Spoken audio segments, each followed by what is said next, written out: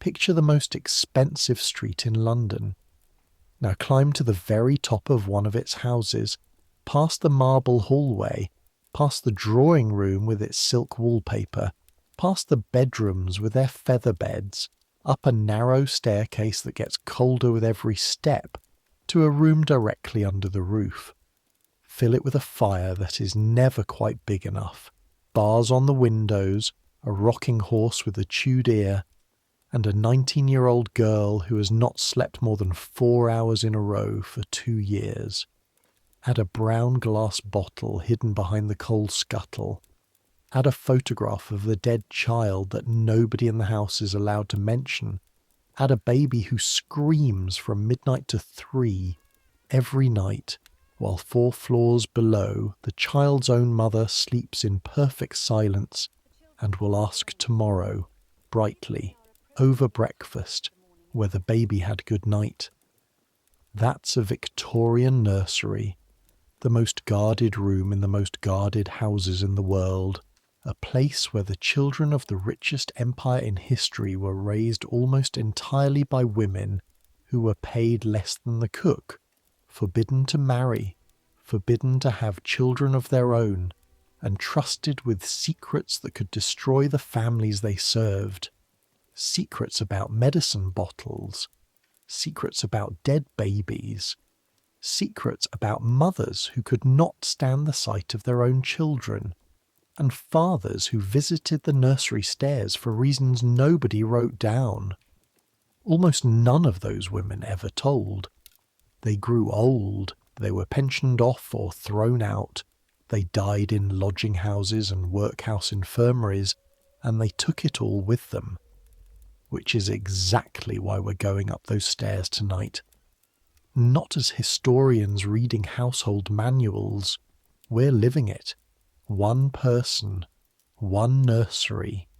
Everything she saw, smelled, carried and swallowed down and never said.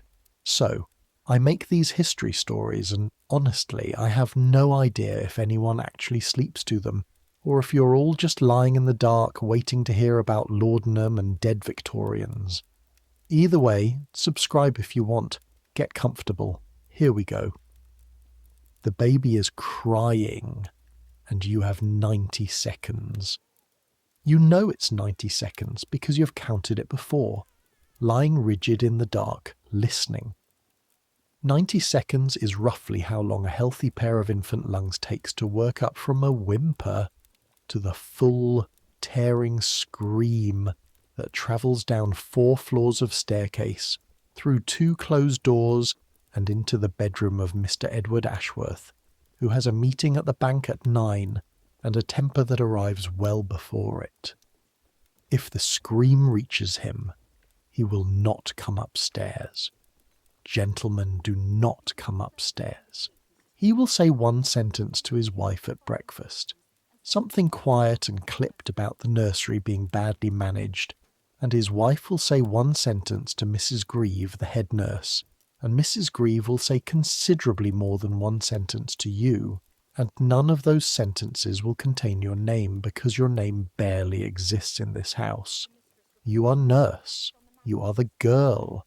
You are the under-nurse, the nursemaid, the one who carries the coal and empties the chamber pots and walks the floor at night. And if the baby's screaming costs Mrs. Grieve one word of criticism from below, she will make you pay for it in 100 small ways for a week. So you are already out of bed. Your bare feet hit floorboards so cold they feel wet. It is January of 1875. It is somewhere past 2 in the morning, and the fire in the night nursery has burned down to a dull orange crust that gives no heat past the fender. Your breath shows. You can't see it in the dark, but you can feel it. The way the air bites the inside of your nose. You lift Master Frederick Ashworth, 8 months old, 11 pounds of fury, out of his crib, and you do it the way you've learned to do everything in this house. Fast and silently. One hand spread under the hot damp head, one arm scooping the body, blanket and all, up against your shoulder before the next breath can become the big scream. His face burrows into your neck. His gums, where two teeth are cutting through like broken shells, press wet against your skin. There now, you whisper. There now. None of that. None of that, my lamb. Your voice is the only voice he will hear tonight. It is, if anyone counted honestly, the voice he hears more than any other voice on earth. More than his mother's. Far more than his father's. 12, 14 hours a day, and the nights on top of that. When he says his first word in a few months, it will not be Mama. It will be your name, and everyone in the nursery will silently agree never to mention that downstairs. You begin to walk. This is the work now, the real work, the work that never appears in any book about the great Victorian household. Walking a screaming child in circles, in the dark, in the cold, in your nightgown, for however long it takes. The floor of the night nursery is 14 feet by 12. You know because you've paced it out. Crib, fender, washstand, your own narrow bed, the door to the day nursery and back. 14 by 12, at 2 in the morning, with your feet going numb and 11 pounds of baby grinding his raw gums against your collarbone. Somewhere on the third circuit you hear the other danger. A creak of bed springs from behind the thin partition wall. Mrs. Grieve turning over. If Frederick wakes Mrs. Grieve, that is nearly as bad as waking the master, because Mrs. Grieve believes, and says loudly and often, that a baby who wakes at night has been spoiled by handling, and that the girl who handles him is making a rod for the whole nursery's back. Mrs. Grieve has her own solution to babies who wake at night. It lives in a brown glass bottle behind the coal scuttle, and we're going to talk about that bottle, but not yet. Right now you don't even let yourself look at the corner where it sits. You just walk and pat and whisper and feel the scream slowly unwind itself back down into a whimper, then into that shuddering, hiccuping breathing, then, finally, after 40 minutes, into sleep. You stand completely still for 2 more minutes, because you have been fooled before.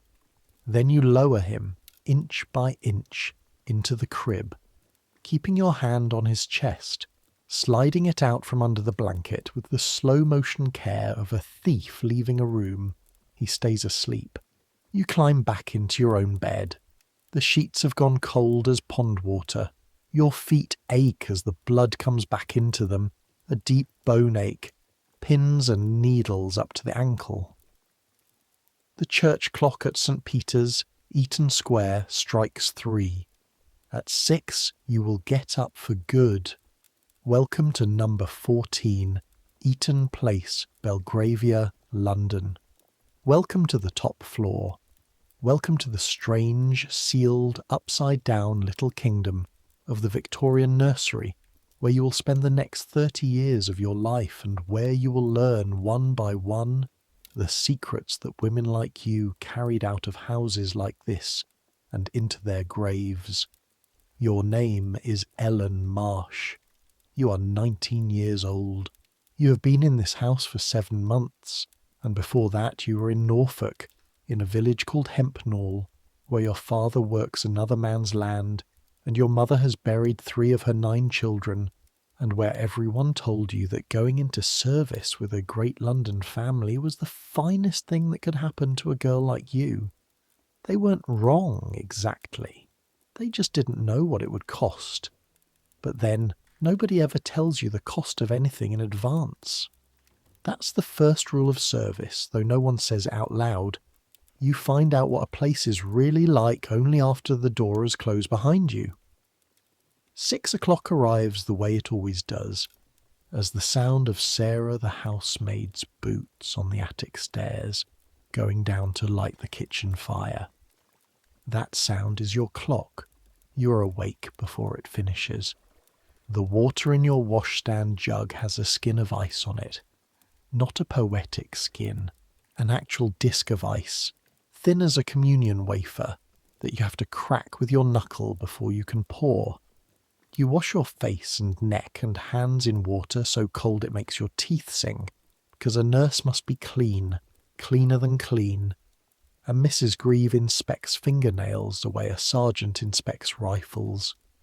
You pull on your stays in the dark, lacing by feel, fingers stiff, wool stockings, grey working dress, the long white apron that must be spotless by breakfast, and will be smeared with milk, ash, and worse by 10.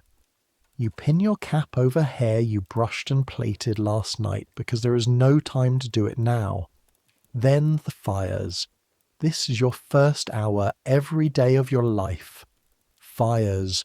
You kneel at the night nursery grate and rake out the choked ash with a small iron shovel, working quietly, because Frederick is still asleep and the two older children, Miss Alice, who is 6, and Master Henry, who is 4, are asleep in the day nursery next door. The ash is fine and grey, and it rises no matter how gently you move, settling on your forearms, in your nostrils, on the fresh apron. You lay the new fire the way you were taught. Cinders saved from yesterday at the bottom, because coal costs money, and Mrs. Ashworth's housekeeper weighs the nursery coal by the scuttle, then paper, then kindling split thin as your finger, then the small coals, built into a loose black cairn with air underneath. You strike a match. The paper catches with a soft, breathy roar, and for a moment the flame light jumps up the walls and you crouch there with your hands spread to it, stealing 10 seconds of heat, feeling it on your palms like something you're not entitled to. Then the same again in the day nursery. Then you carry the ash pail down 4 flights of the back stairs, the servant stairs, narrow and dark and smelling of yesterday's mutton, and you carry the full coal scuttle back up. The scuttle, loaded, weighs perhaps 25 pounds, 4 flights. You do this twice a day. Your right shoulder at 19 already sits a little lower than your left, and the insides of your fingers, where the handle bites, have gone yellow and hard as candle wax. Here is the thing about the back stairs, and I need you to understand it, because it is the architecture of your entire existence. Every great London house is really 2 houses, threaded through each other and almost never touching. There is the family's house, wide staircase, carpets, oil paintings, light. And there is your house, a vertical tunnel of bare stone steps at the rear, behind a door covered in green baize to swallow the sound of your boots. You are never, under any circumstances, to be seen on the front stairs. If you are carrying Frederick down for his hour in the drawing room, and you hear the master's tread in the hall, you've been trained, actually trained, by Mrs. Grieve to step back onto the landing, turn your face to the wall, and wait, holding the baby, until the gentleman has passed, face to the wall, holding his own son. The first time you did it, you felt the heat come up your neck, a hot, crawling shame you couldn't name. The 10th time, you felt nothing. That's the trick of this life, and nobody warns you about it. Not the hard work, but the speed at which extraordinary humiliations become furniture. By 7, the fires are drawing, the nursery kettle is on its trivet, and the children are waking. This is the hour you would never trade, though you'd never confess to it either. Alice sitting up with her plait half unravelled, demanding to know if it snowed in the night. Henry, warm and heavy as a loaf, wanting to be carried to the window to look for the milkman's pony. Frederick shouting from the crib, not in misery now, but in pure morning outrage, and going quiet the instant he sees your face over the rail. His whole body does a thing when he sees you. A kind of full-length flinch of joy, arms and legs firing at once. No one downstairs will ever see him do that. It is yours. You wash them and dress them, and dressing a Victorian child is not a task. It is an assembly process. Alice alone, chemise, drawers, flannel petticoat, white petticoat, stays, because yes, 6-year-old girls wear stays, softly boned, for her figure and her posture, dress, pinafore, stockings, buttoned boots that require an actual steel hook to close, 12 buttons per boot, and your cold stiff fingers know each one. Henry fights his collar like a cat fighting a bath. Frederick produces, with impeccable timing, the kind of nappy event that requires a full change of everything, and the soiled linen goes into the covered pail that you, and only you, will carry down and scrub because Mrs. Grieve is a head nurse of the old school, which means her hands touch children, cambric and the Bible, and nothing else. Breakfast comes up on a tray from the kitchen, bread and milk for the children, boiled in the little nursery saucepan until it slumps into a pale sweet sludge, tea and bread and dripping for you and Mrs. Grieve. The nursery eats what the nursery is sent. On good days the cook is friendly and there is jam. On days when Mrs. Grieve has quarrelled with the cook, which is often, because the head nurse and the cook of a great house are two rival queens who share no border but hate each other anyway. The bread comes up stale and the milk comes up short, and it is the children and you who feel it. You eat standing mostly. You will eat standing, one eye on a child, for the next 3 decades. Years from now, an old woman, you will catch yourself standing to eat in your own lodging alone, plate on the mantel shelf, and you will not be able to say when sitting down to food stopped occurring to you. At 8, Mrs. Grieve emerges from her room, dressed, ironed, and armoured, and the nursery day officially begins under her command.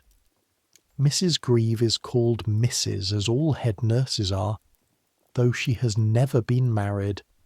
That is another rule nobody explains. The title is a rank, not a fact.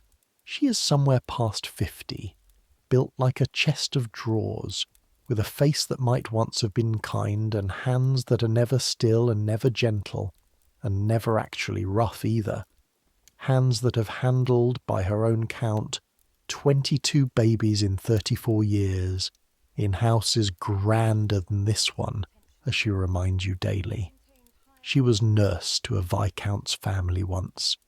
The viscountess gave her a brooch. You have heard about the brooch more times than you have heard your own mother's voice in the last 7 months. The girl will take the pail down, she says, not looking at you. You are the girl. And the girl will tell cook the milk was short again, and she needn't think I don't measure it. You take the pail down. You do not tell cook any such thing, because you have to live in this house, in the no man's land between these two women, and you learned by your 2nd week that messages between them are bullets, and you're the ground they land on. You tell cook the children ate every scrap, and Mrs. Grieve said the porridge was very fine. Cook, who knows exactly what Mrs. Grieve said, snorts, and gives you a heel of yesterday's seed cake for yourself.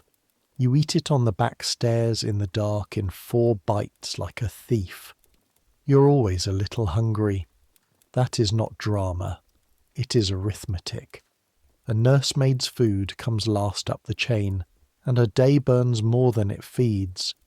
But you write home every month that you're doing wonderfully, and you send home 8 shillings of your 12, and your mother writes back, in the careful looping hand of a woman who got 2 years of dame school, that she tells everyone in Hempnall her Ellen is nurse in a grand house in London, and that little Tom wore your shillings on his feet to church, meaning boots, meaning your money became your brother's boots, and you cry about that for a minute in the linen cupboard, quietly, with the door shut, and then you go back to work.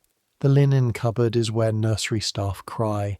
Warm, dark, smells of soap and clean cotton hold sound.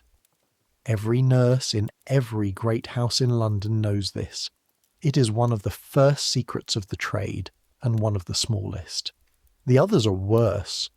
You learned the first real secret of number 14, Eaton Place, in your 3rd week, and you learned it the way you learn everything in service, sideways, by accident, while doing something else. You were turning out the nursery cupboard, the deep one under the window seat in the day nursery, sorting outgrown clothes for the missionary basket, when your hand found, right at the back, under a folded cot blanket, a pair of boys' shoes, small, red leather, the expensive kind, hardly worn, the soles barely scratched. Too small for Henry, too big for Frederick, and wrong for both, because these were old-fashioned, 5 or 6 years out of style even to your village eye. And under the shoes, face down, a photograph in a card mount. You turned it over. A baby propped on a cushion in a studio in a white gown, staring at the camera with the fat, solemn stare all babies give cameras. On the back, in pencil, one word and a date. George, 1868. There is no George in this house. You stood there holding it, and you felt the cold come up out of the cupboard, out of the past into your hands, because you already knew, the way you would have known in Hempnall, the way anyone knows who has grown up around gravestones with lambs carved on them. Alice was born in 1868 too. You'd seen her birthday marked in the nursery Bible, which made this boy her twin, or near it. Behind you, the day nursery door opened, and Mrs. Grieve crossed the room faster than you had ever seen her move. She did not shout. That was the frightening part. She took the photograph out of your hands with 2 fingers, the way you'd take a wasp off a windowsill, laid it back in the cupboard, laid the blanket over it, and closed the door. You saw nothing, she said. You found nothing, and you will never, as long as you are in this house, say that name in front of the mistress, or the children, or the servants, or God himself. Do you understand me, girl? Yes, Mrs. Grieve. There was a child before your time. He died before he was 2. The mistress was very ill after in her mind for a long while. A pause. The hands, for once, still. In this house we do not speak of it. That is the mistress's mercy, and you will grant it to her. And that was all. That was the whole ceremony.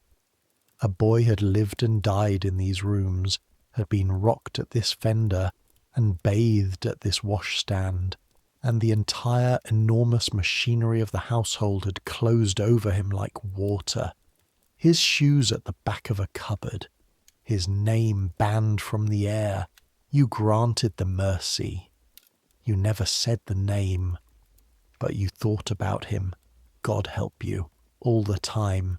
When Frederick fought sleep at 2 a.m, you thought, another baby cried in this exact room, and someone walked this exact floor with him, and it didn't save him. When Mrs. Ashworth came up for her afternoon hour and held Frederick a little too tightly, a little too long, and then handed him back suddenly, almost pushing him at you, and left. Without finishing her sentence, you understood something. The household manuals never printed. That some of the coldness of Victorian mothers, the coldness everyone remembers, the hour a day, the closed doors, was not always coldness at all. Sometimes it was a woman who had already buried one child, and could not afford, could not physically survive, loving the next ones at full strength. You did not learn how George died. Not then. That piece of the secret was still 4 years away from you, and when it came, it would come out of the brown bottle behind the coal scuttle, and it would change how you slept for the rest of your life. But we go in order.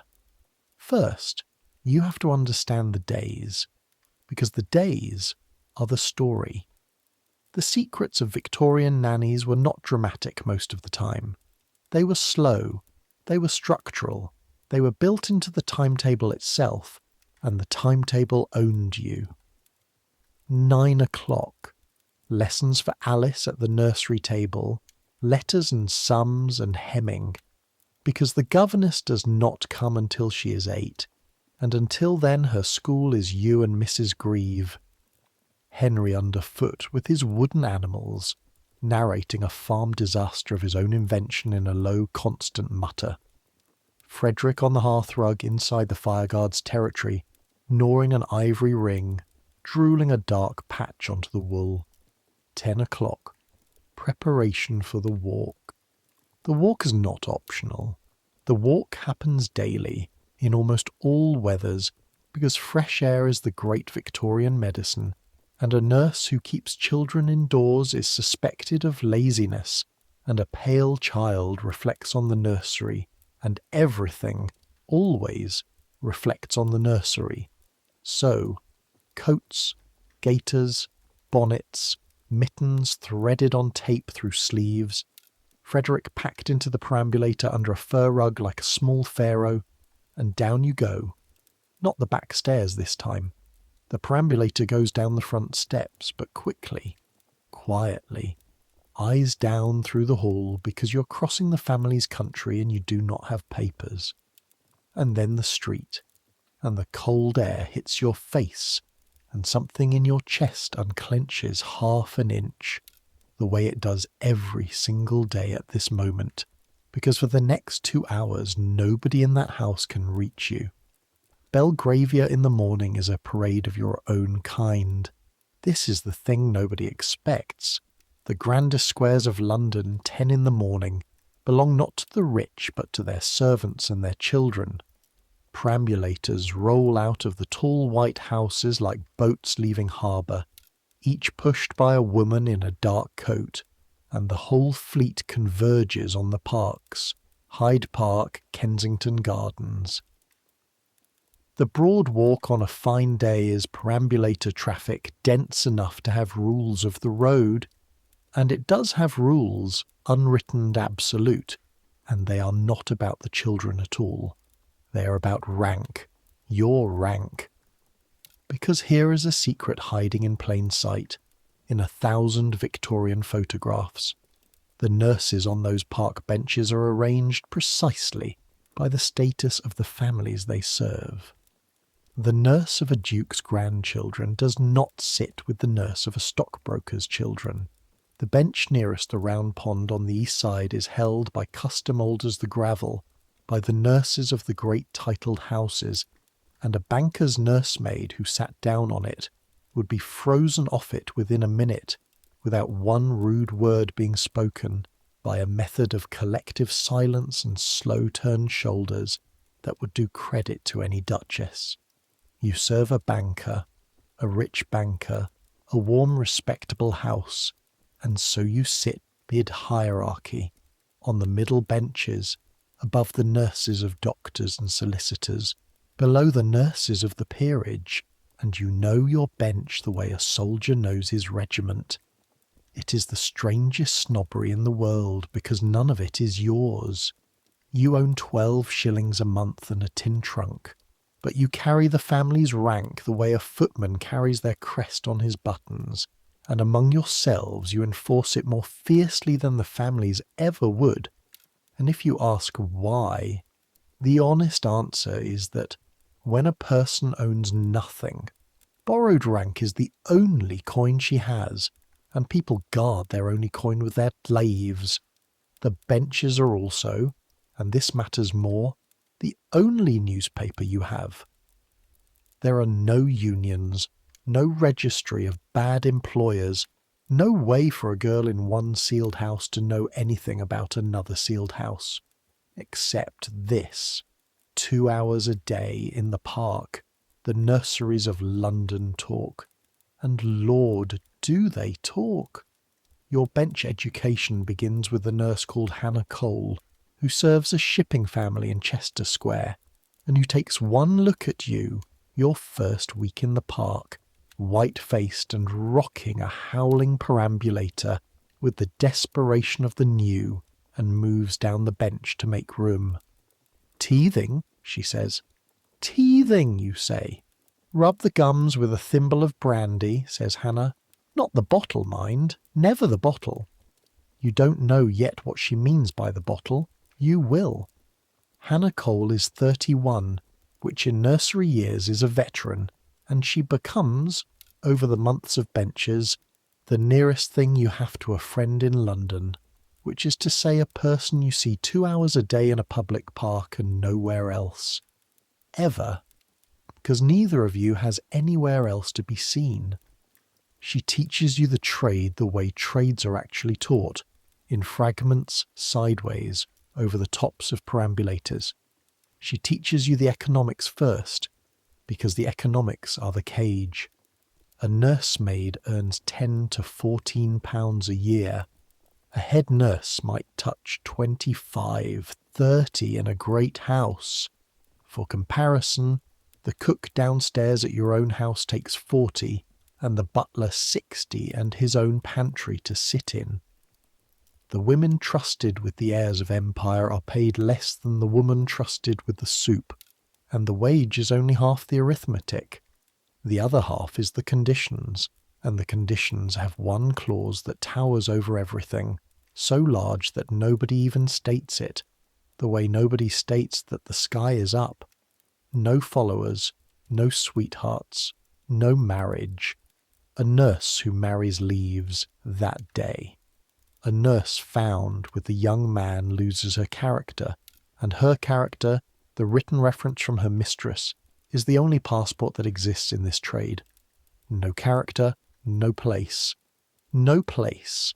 And a woman alone in London has a menu of options that gets very dark very fast. So the deal spelled out is this.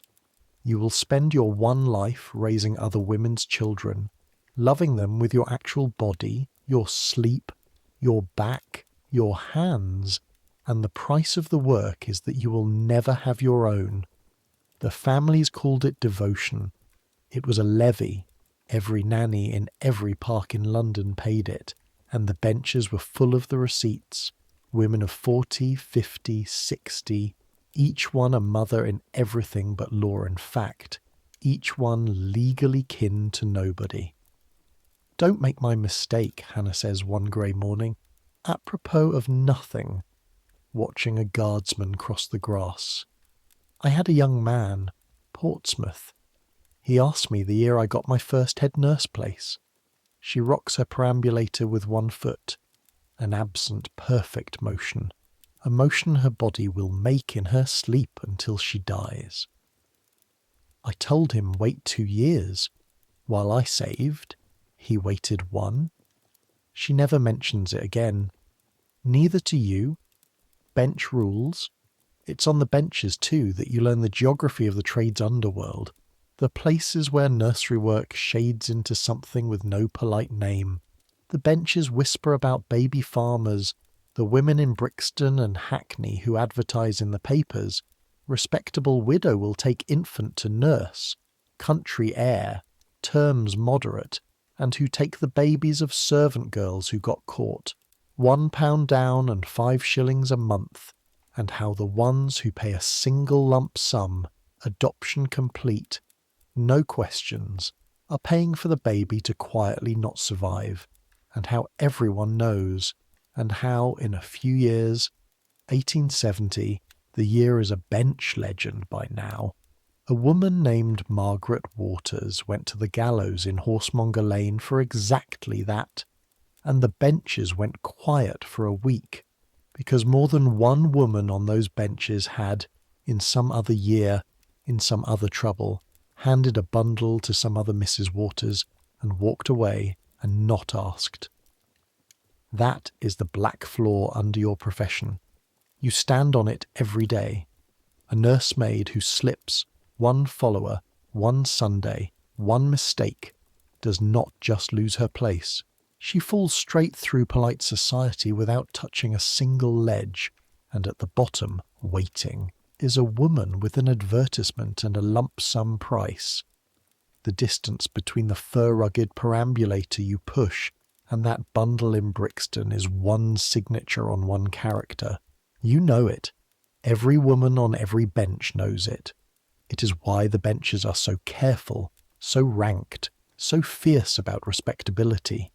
It is not vanity. It is mountaineering. Nobody clipped to a cliff face laughs at the rope. 12:30, home. Dinner up from the kitchen, the eternal nursery cuisine, mutton, rice pudding, bread, boiled everything. The doctrine of the day being that rich or spiced food inflames children, so the heirs to thousands a year eat plainer than a ploughman, and so do you. Then the long afternoon. Frederick's sleep, Alice's sewing, Henry's bricks, the mending basket that never empties, your needle going in and out of small torn knees while the fire ticks and the rain, if it rains, fingers the glass. And then, at 5, the hour. The hour, capital letters, the strangest institution of the whole strange system, the children's hour, when the nursery is taken downstairs to the drawing room to their mother. You prepare them for it like a dresser preparing actors.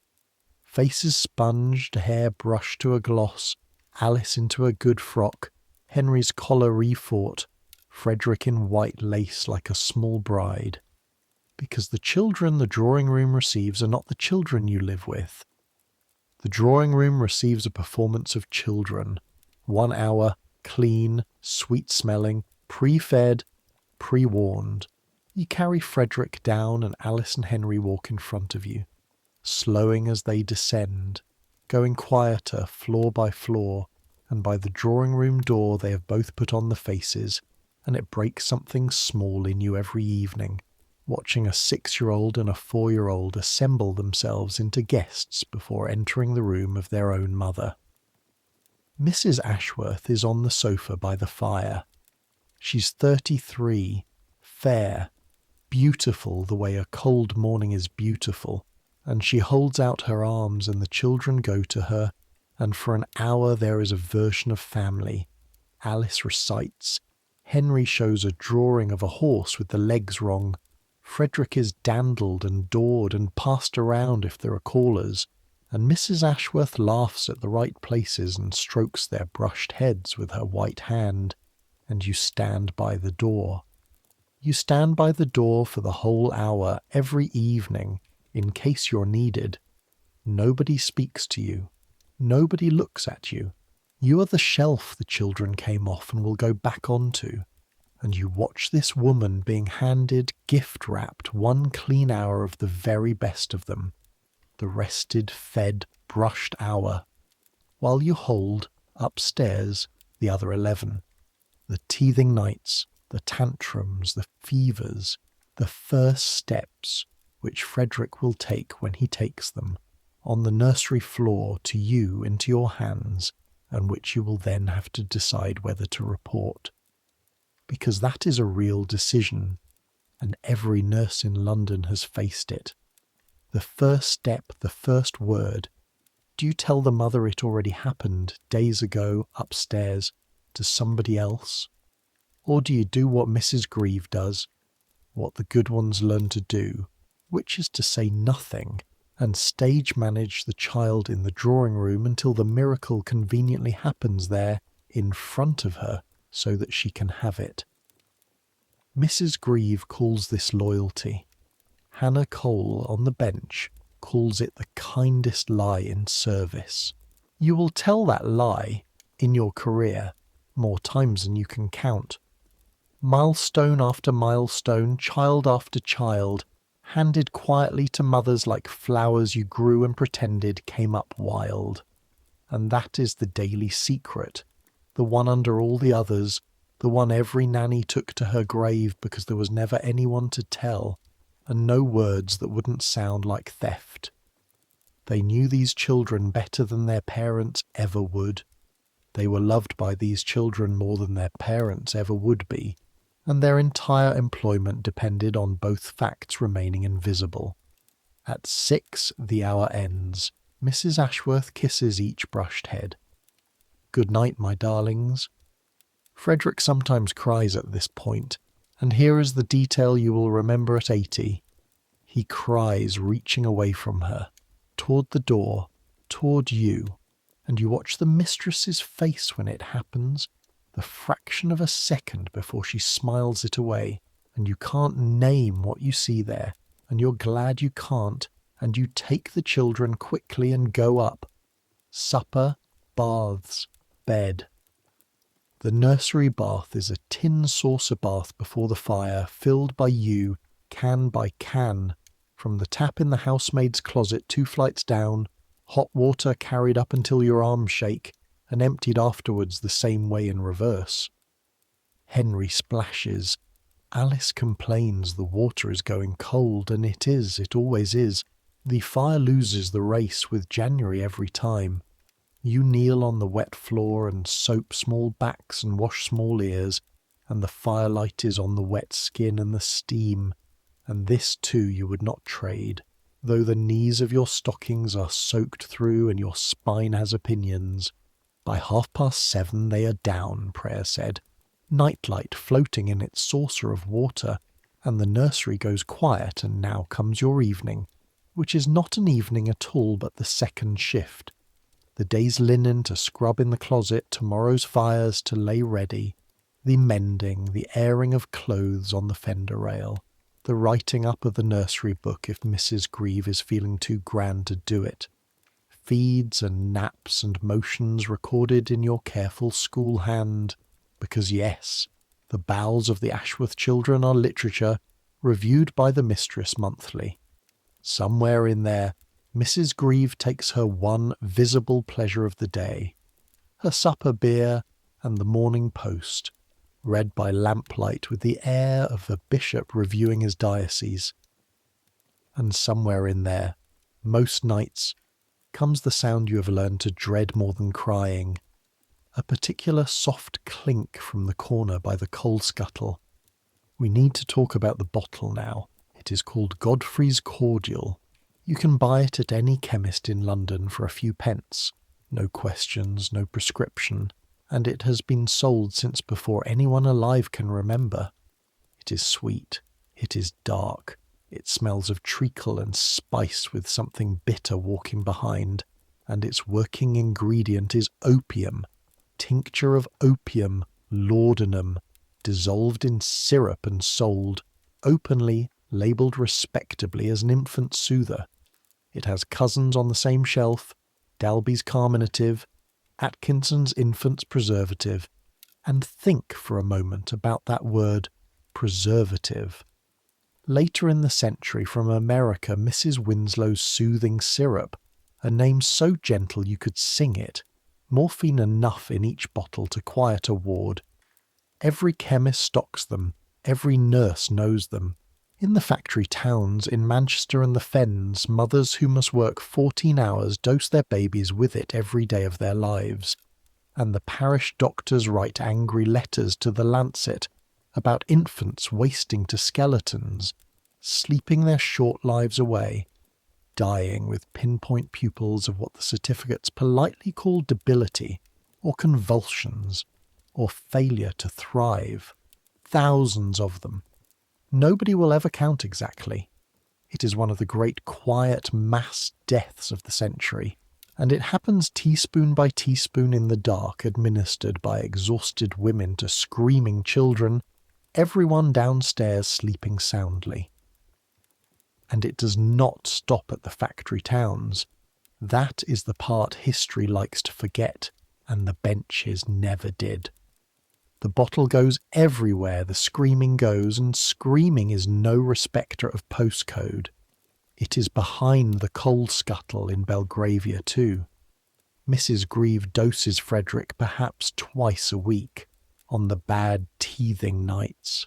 A half teaspoon in his last milk done briskly, no ceremony, the way she does everything, and within 20 minutes the fighting little body goes slack and heavy, and he sleeps 8, 9, 10 hours, deep as a stone in a pond, and the house sleeps, and the master is not disturbed, and in the morning Mrs. Ashworth says, brightly over her chocolate, that baby had a good night, she can always tell, and Mrs. Grieve says, yes, madam, he settled beautifully. The first time you saw it done, you said something. You were new enough to say something. You said, in the smallest voice you owned, that your mother never held with quieting bottles, that in the village they said, and Mrs. Grieve turned and looked at you, and this look was not the photograph look, not cold. It was worse. It was tired. In the village, she said, your mother had her own baby, in her own bed, and if it cried all night, it cried all night, and no one's place hung on it. Up here, if that child wakes the master 3 nights running, madam will be told the nursery does not answer, and there will be changes. Do you know what changes means, girl? It means me, pensioned off at my age with a bad character for management. It means you, back to Norfolk on the Tuesday train. And it means some new nurse in this room by Friday who'll use the bottle every night instead of when she must. Half a spoon when he's cutting a tooth and past helping. Never more. Never 2 nights together. I've buried none in 34 years, and I'll thank you to keep your mother's village in your mouth where it belongs. And there it is. There is the whole trap, laid out on a washstand by lamplight. She is not lying. She's not even wrong on her own arithmetic. The bottle is everywhere. The alternative to her half-teaspoon discipline might genuinely be someone worse. Her 34 years and none buried is, in this trade, in this century, an actual boast with actual numbers behind it. And yet you have stood in the dark holding that boy while he slept his drugged sleep, and it is not like his real sleep. You can feel the difference through your hands, the weight of him wrong, the breathing too far away, and every time, every single time, you think of red shoes at the back of a cupboard. You never ask her. For 4 years you never ask, and then one night you don't have to, because she tells you, and we're getting there. I promise you we're getting there. But the telling belongs to the worst week of your life, and the worst week of your life arrives, as such weeks do, dressed as an ordinary Tuesday. But first the seasons have to turn, because that is what they do in a nursery. They turn, and each one has its own labour and its own smell, and you need to feel the years the way she felt them, from the inside, one grate of ashes at a time. Before the seasons turn, you need one more room, because there is a floor of this house we've not visited, and it explains something about the loneliness of this work that nothing else explains. Go down with the pail, all the way down this time below the street itself, to the basement, to the servants' hall, where the household eats its dinner at midday around one long scrub table, and watch where everybody sits, because where everybody sits is the entire constitution of below-stairs England written in chairs. The butler at the head, naturally Mr. Soames, who moves through life at the speed of a state funeral and is addressed as Sir by everyone under him. The housekeeper at the foot, keys at her waist, the actual queen, cook at her right hand. The lady's maid who dresses madam and knows madam's secrets, which is currency near the top. Then the footmen in their calves and powder, then the housemaids in descending order of staircase, then the kitchen maids, then, at the very bottom of everything, the scullery maid, 13 years old, hands raw to the wrist, who eats fastest because she's called away first, and the nursery. Here is the strange thing. The structural thing. The nursery is not at that table at all. The nursery dines upstairs, apart, off its own tray, always. Partly practical, someone must be with the children every minute, but mostly it is rank, and rank of the oddest kind. The nurse is suspended between the two houses belonging to neither. To the family, you are a servant, full stop, face to the wall on the stairs. But to the servants' hall you're half a traitor, because you live above the baize door, on the family's floors, breathing the family's air. You handle their children, which the housemaids may not so much as touch. You speak to the mistress daily, directly, while cook may go a month without seeing her face. The footmen call the nursery her ladyship's spies. Cook, in her feuding years with Mrs. Grieve, said worse. When you carry your tray past the servants' hall door and the talk dips just a fraction, just a half-tone, that dip is for you, and you will hear that half-tone dip in one basement or another for the whole of your working life. So mark the arithmetic of your company, forbidden the family's world by rank, half frozen out of the servants' world by geography, forbidden a sweetheart by the terms of employment, and your own people 100 miles off in Norfolk and receding letter by letter into people you love and no longer quite know. What remains is 3 children under 7, 1 head nurse of granite, and 2 hours a day on a park bench. That is the full census of a nursemaid's human race. The manuals called the nursery a kingdom apart. They meant it as praise, the dignity of the profession, and there is dignity in it, real dignity. You'd defend it hotly on the benches. But a kingdom apart is also an island, and nobody ever asked the island. Sundays give the island its one bridge, and even the bridge is rationed. Sunday morning is church, the household marching to St. Peter's in order of rank, family in their pew, servants in the gallery, nursery wedged in the gallery's end with Frederick under strict contract, negotiated in bribes of picture books to be a lamb through the sermon. And then, one Sunday in 4, comes the great institution, the sacrament of the whole servant class, the afternoon out. 4 hours, 2 o'clock to 6. That is the ration, and you learn to spend it like a miser.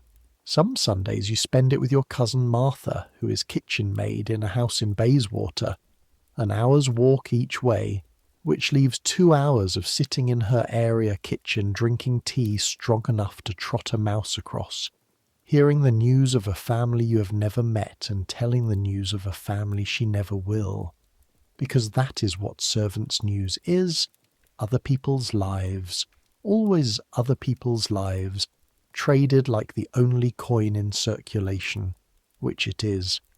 Some Sundays, the fine ones, you spend it alone, deliberately alone, walking in the park like a human being instead of an institution, no perambulator before you, your hands empty and strange, watching the shop girls and the young men promenading, the 2 of every kind of person, and you buy yourself a penny bag of chestnuts and eat them slowly on a bench of no rank whatsoever, and you would not tell a living soul how fiercely you look forward to that bag of chestnuts, the one purchase in your month that is nobody's errand, and at 6 you are back because the nursery cannot spare you longer, and the truth, the ridiculous, tender truth you'd confess to no one, is that by 5 you're already turning home of your own accord, because 4 hours is exactly long enough to remember you're a separate person, and 1 minute more is long enough to start missing them. The small tyrants, the whole warm, noisy island. And what do you call an exile who gets homesick for her island in under 4 hours? Mrs. Grieve would have the word for it. Mrs. Grieve would say, "You call her a nurse girl. Now mind the fires." One more Sunday needs telling, because it carries the last of the underworld secrets, the one that came before your time and shadowed the trade all through it. It is a wet October afternoon, your cousin Martha's kitchen, and there is a 3rd woman at the tea, older, heavy, a monthly nurse now, one who tends mothers in childbed, and the talk goes where servant talk goes when the teapot is on its second filling. And Martha, young and unthinking, asks the woman how she came into that line of work, and the kitchen changes temperature. She came into it, she says, as a wet nurse, 30 years back. And she says it flat, watching to see if you know what the flatness covers, and you do, every nurse does. It is the trade's oldest arithmetic and its coldest, because a wet nurse is a woman with milk, and a woman has milk for one reason: to feed a rich woman's baby. A poor woman must first have a baby of her own, and then leave it. That is the transaction, whole and entire. Her own infant went out to a woman in Deptford at 5 shillings a month, paid from her wet nurse wages, so that her milk could go into the house of a wool merchant in Bloomsbury and build a wool merchant's son. 2 babies, 1 milk. The merchant's son thrived.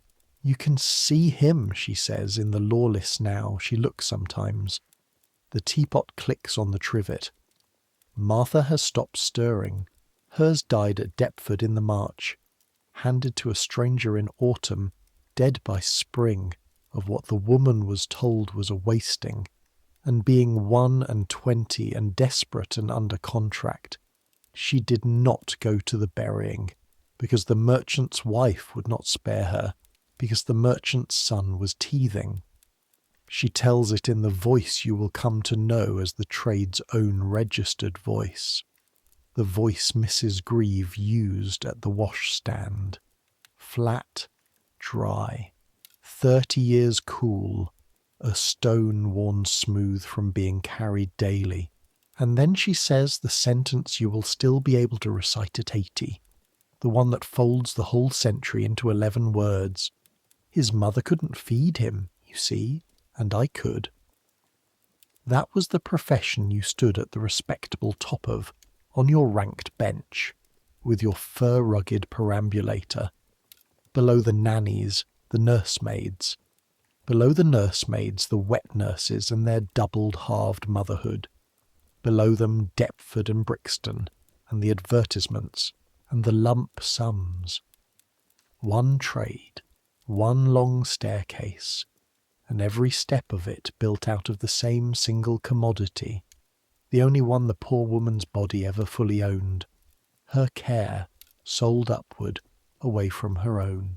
You walk home through the wet that evening past all the tall lit houses, and behind the top-floor windows of every 4th or 5th one, you now know a light is moving, a woman is walking a floor, and you count them as you go, the way you will count them for the rest of your life.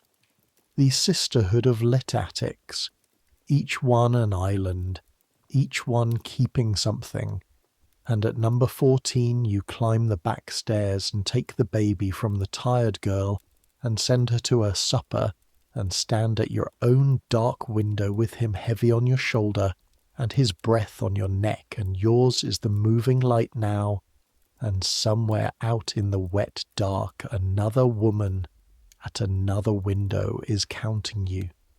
Spring in the nursery smells of vinegar and sunlight.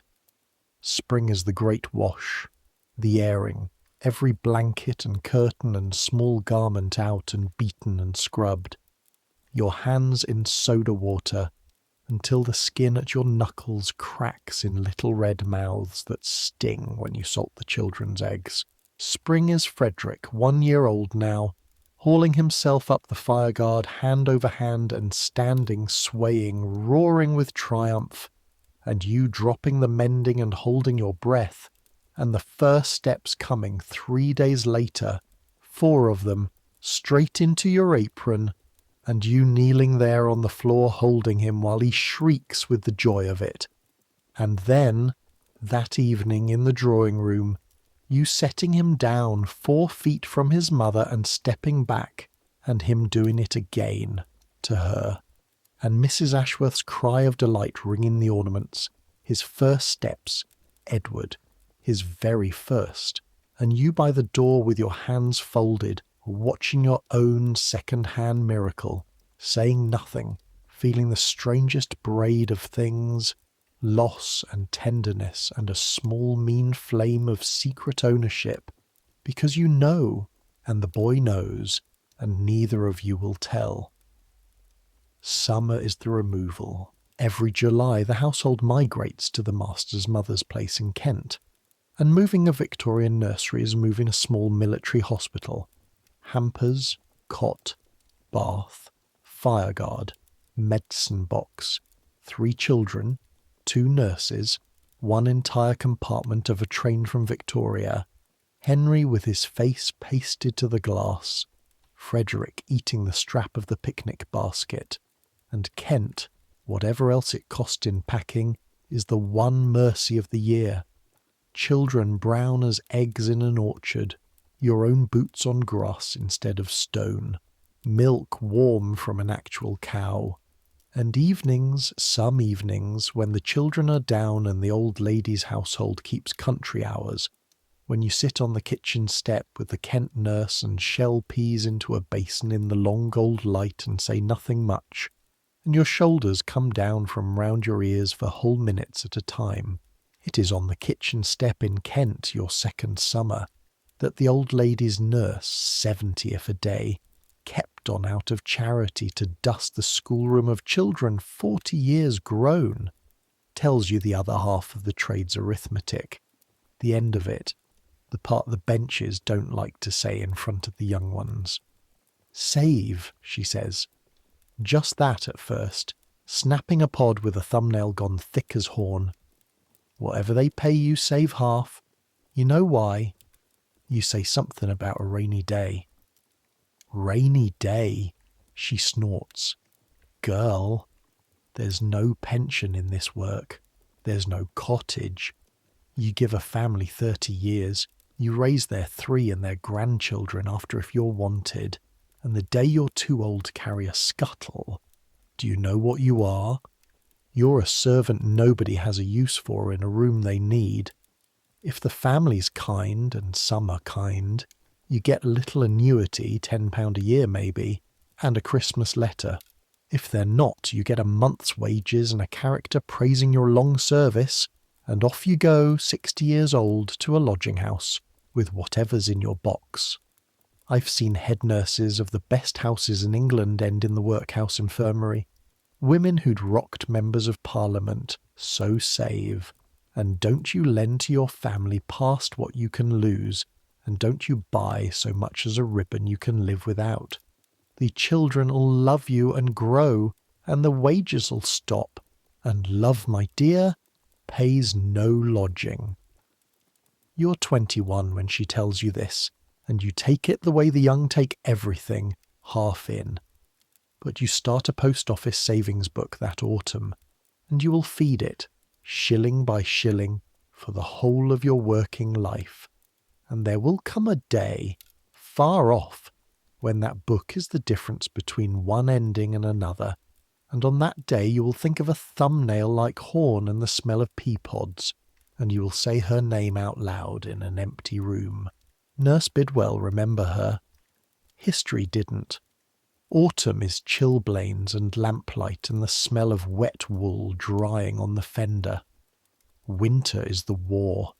Winter is when the real enemy of your profession comes up the stairs. And I want to be very clear about who the enemy is, because it is not the master, and it is not Mrs. Grieve, and it is not even the bottle. It is disease. It is the age itself. You are raising children in a world before almost everything, before antibiotics, before vaccination for anything but smallpox, before anyone has proven what a germ is to the satisfaction of the doctors who matter. The diseases of childhood are not milestones here. They're a gauntlet, and every single family at every single level of society runs it. Measles, whooping cough, croup, typhoid in the very water and milk, diphtheria that grows a grey leather membrane across a child's throat and closes it like a hand, and scarlet fever, the red king of them all, sweeping London in waves every few years and killing, in the bad years, tens of thousands, most of them under 10 years old. Wealth buys doctors and beef tea and warm rooms, and it helps, truly it helps. The poor die far faster, but it buys no immunity. The Queen's own family will lose a daughter and a grandchild to diphtheria.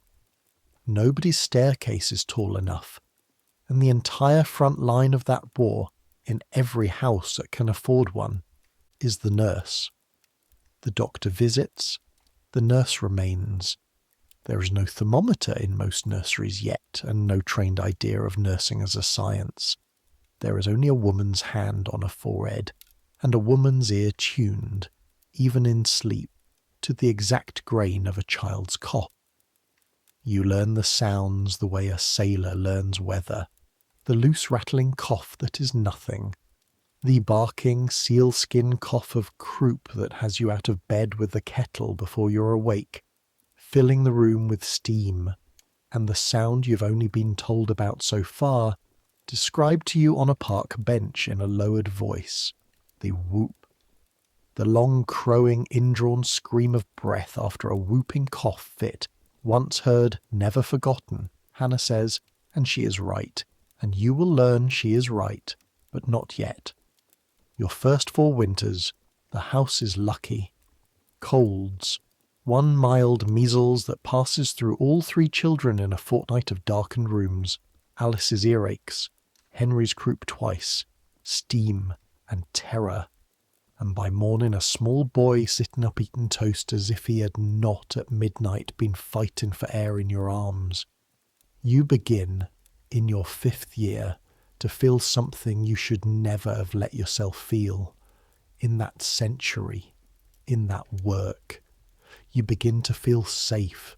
You're 23 now. Frederick is 4, sturdy, shouting, yours in every way that leaves no record. Alice is 10 and has a governess, and is drifting up out of your country into the schoolroom, the first of the small leavings that this work is made of. Henry is 8 and about to be sent away to school, and that is a grief we will come back to. There is a new baby, because there is always eventually a new baby. Miss Louisa, born the spring you turned 22, fat and calm and easy, the kind of baby that makes a nursery smug. It is December of 1879. The Thames will freeze in patches this winter. It is the coldest December anyone can remember. And on the second Tuesday of it, at 4:30 in the afternoon, in the grey hour between the walk and the hour, Frederick, building a fort of bricks by the fender, looks up at you and says, in a small puzzled voice, that his throat hurts when he swallows, and you put your hand on his forehead the way you have 10,000 times, and your hand tells you, before your mind will, that everything has changed. Heat, not warmth. Heat, coming off a 4-year-old forehead like off a teapot. The particular dry baking heat that no cold room and no December makes. You do not frighten him. That is the first discipline, and it holds even now. Your face does nothing. You say, well then, my lamb, no more bricks tonight, and you pick him up, and through your arms you take the rest of the report your hand began, the heaviness of him, the way he puts his head down on your shoulder at 4:30 in the afternoon and leaves it there. This boy who has not voluntarily been still in daylight since he learned to walk. You carry him to Mrs. Grieve. She takes one look, lays the back of her fingers against his cheek, then, and you note it, then does something you've never seen her do. She pulls down the neck of his smock and looks at his chest, and she turns him to the lamp and looks in his mouth, at his tongue, and her face does nothing either. But her hands go still, and Mrs. Grieve's hands going still is the loudest alarm this room owns. Ellen, she says, your name, not girl, your name for the first time in 5 years. Take Miss Louisa and her cot into my room now. Then go down and tell Madame the doctors wanted tonight, not tomorrow. Say it just so. What she has seen on his tongue, and will not say in front of him, the doctor names 3 hours later in the freezing hallway, having looked at the white-coated tongue with its swelling scarlet spots, strawberry tongue, the books call it, at the throat like raw meat, at the first faint red rash coming up under the jaw and spreading down the chest fine as sunburn, rough as sandpaper under the fingertips, the rash that will earn the disease its name when it blooms. Scarlatina, scarlet fever. And here is what that word does to a house in 1879, and you must feel all of it at once the way the house does. It is not only fear for the boy, although it is that first and last and always. It is that scarlet fever is known, absolutely and correctly known, to pass from child to child like fire through stubble, and there are 3 other children under this roof, and beyond them a street, a square, a whole city of nurseries, and quarantine is the only weapon anyone has. The doctor says the words that redraw the map of the house. The nursery floor is to be shut. Sheets soaked in carbolic hung over the doors. Nothing comes down. No linen, no cup, no toy that has not been through disinfectant or fire. The other children out of the house entirely if it can be managed, and it is managed within a day. Louisa and her cot and Alice dispatched to the grandmother in Kent. Henry already at school and written to, warned, kept there. One nurse to stay shut in with the patient for the duration, which will be weeks. Nobody discusses which nurse. There is a hierarchy for everything, even for this. Mrs. Grieve is 57 years old, and scarlet fever is far more dangerous to a grown woman than the household imagines. But that is not the reason, and everyone knows it. The reason is rank. The head nurse manages, the under-nurse serves. Mrs. Grieve will run the frontier, the sheets and the trays and the disinfecting at the door. You will live inside. Fetch your things into the night nursery is all she says, and then at the carbolic sheet quietly, not looking at you. You'll do. You're better in a sick room than I was at your age. From Mrs. Grieve, that is the Victoria Cross. You take it, and you go in, and the sheet drops behind you, wet and reeking, and for the next 5 weeks the world is one room. Let me tell you what nursing scarlet fever meant in the winter of 1879, in the years before anyone could do anything. Because this is the very heart of the profession. This is what all the training and the rank and the sixpenny manuals were actually for, and it is a kind of work that has almost vanished from the earth. The work of simply keeping a body company through a fire hour after hour with your hands. The fever climbs for days. 103, 104, though you have no thermometer and measure it, as your kind always measured it, against your own lips pressed to his forehead. His skin is scarlet now to the creases, blazing to the touch, and yet he shivers. The rash is rough under your palm as a cat's tongue. His throat is so swollen he cries at swallowing, and then stops crying at swallowing, because crying hurts too, and a child gone quiet is 100 times more frightening than a child screaming. No one warns you of that. The glands under his jaw stand out like acorns. At night he wanders in his mind, talks to the rocking horse, calls for you when you are holding him. That is the worst one. Calls your name in fear while lying in your arms, because the fever has taken him somewhere your arms don't reach. And your weapons. Here are all of your weapons, the complete arsenal of 1879. Cool water and sponges to fight the heat, sponging him limb by limb, hour by hour, keeping the rest of him covered, wringing cloths until the skin of your own hands is bleached and pulpy, barley water and beef tea, teaspoon by teaspoon by teaspoon into a throat that fights each one, because the strength has to come from somewhere and this is the only door. Steam from the kettle when the throat sounds close. The fire kept even, day and night, which means you against the coal scuttle every few hours around the clock, carbolic on everything, and company. Your voice, low, going on and on through the small hours, old Norfolk nonsense, the names of your mother's hens, anything. Because somewhere in the fever the sound of you is a rope and you can feel him holding it. You sleep in snatches on the truckle bed, dressed, one ear open, and the ear works even asleep. A change in his breathing wakes you before your eyes know why. Time goes strange. Day and night stop mattering. There is only the fire, the kettle, the sponging, the spoon, the clock on the mantel with its little dry tick, and twice a day Mrs. Greaves' knock, the tray at the door, her eyes over the carbolic sheet taking inventory of the patient and of you. On the fourth night, the bad night, the fever peaks. He is 105, if he is anything, delirious, his breathing rapid and shallow, and somewhere around 3 a.m, in the low red firelight, comes the half hour you will carry to your own deathbed.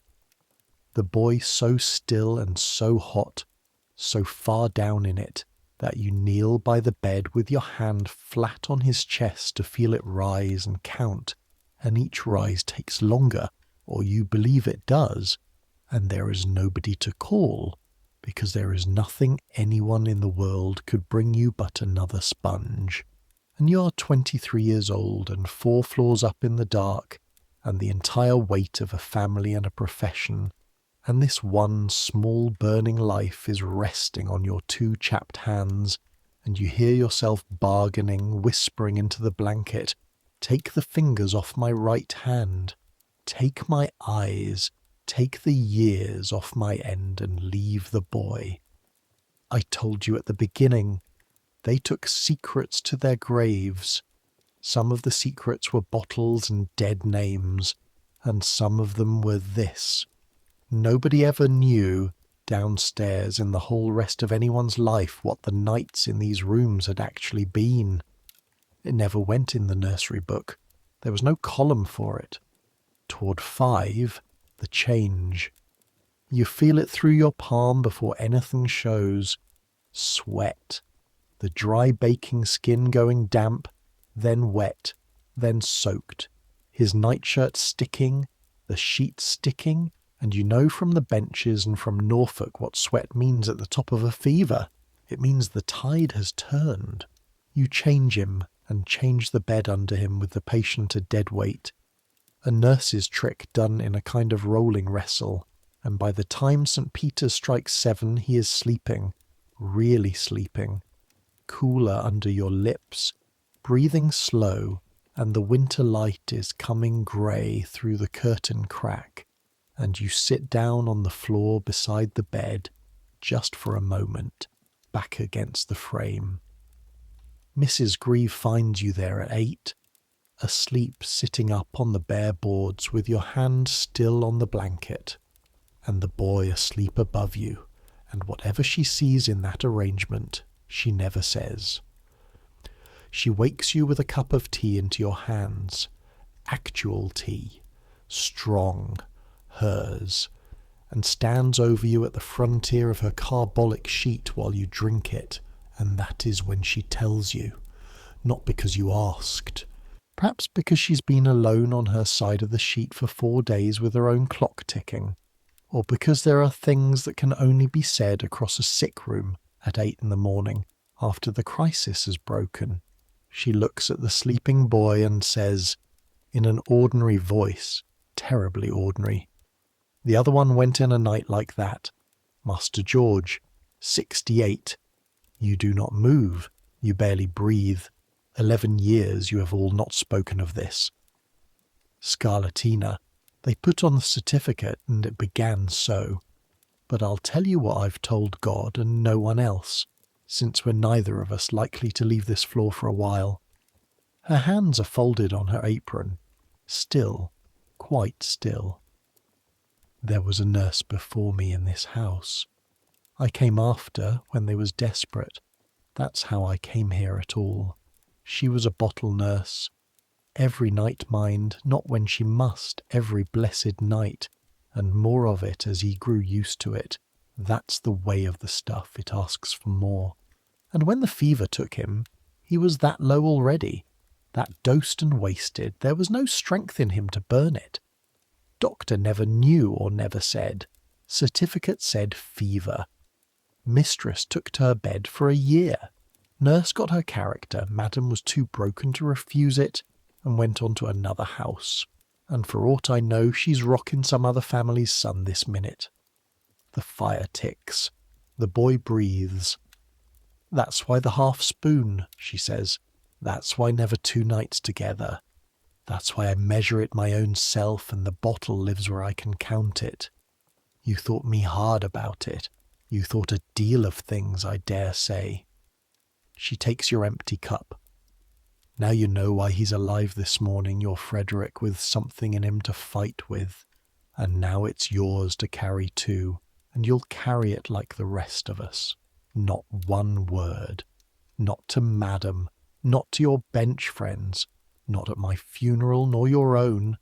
It would kill her over again, and it would hang nobody, and it would mend nothing.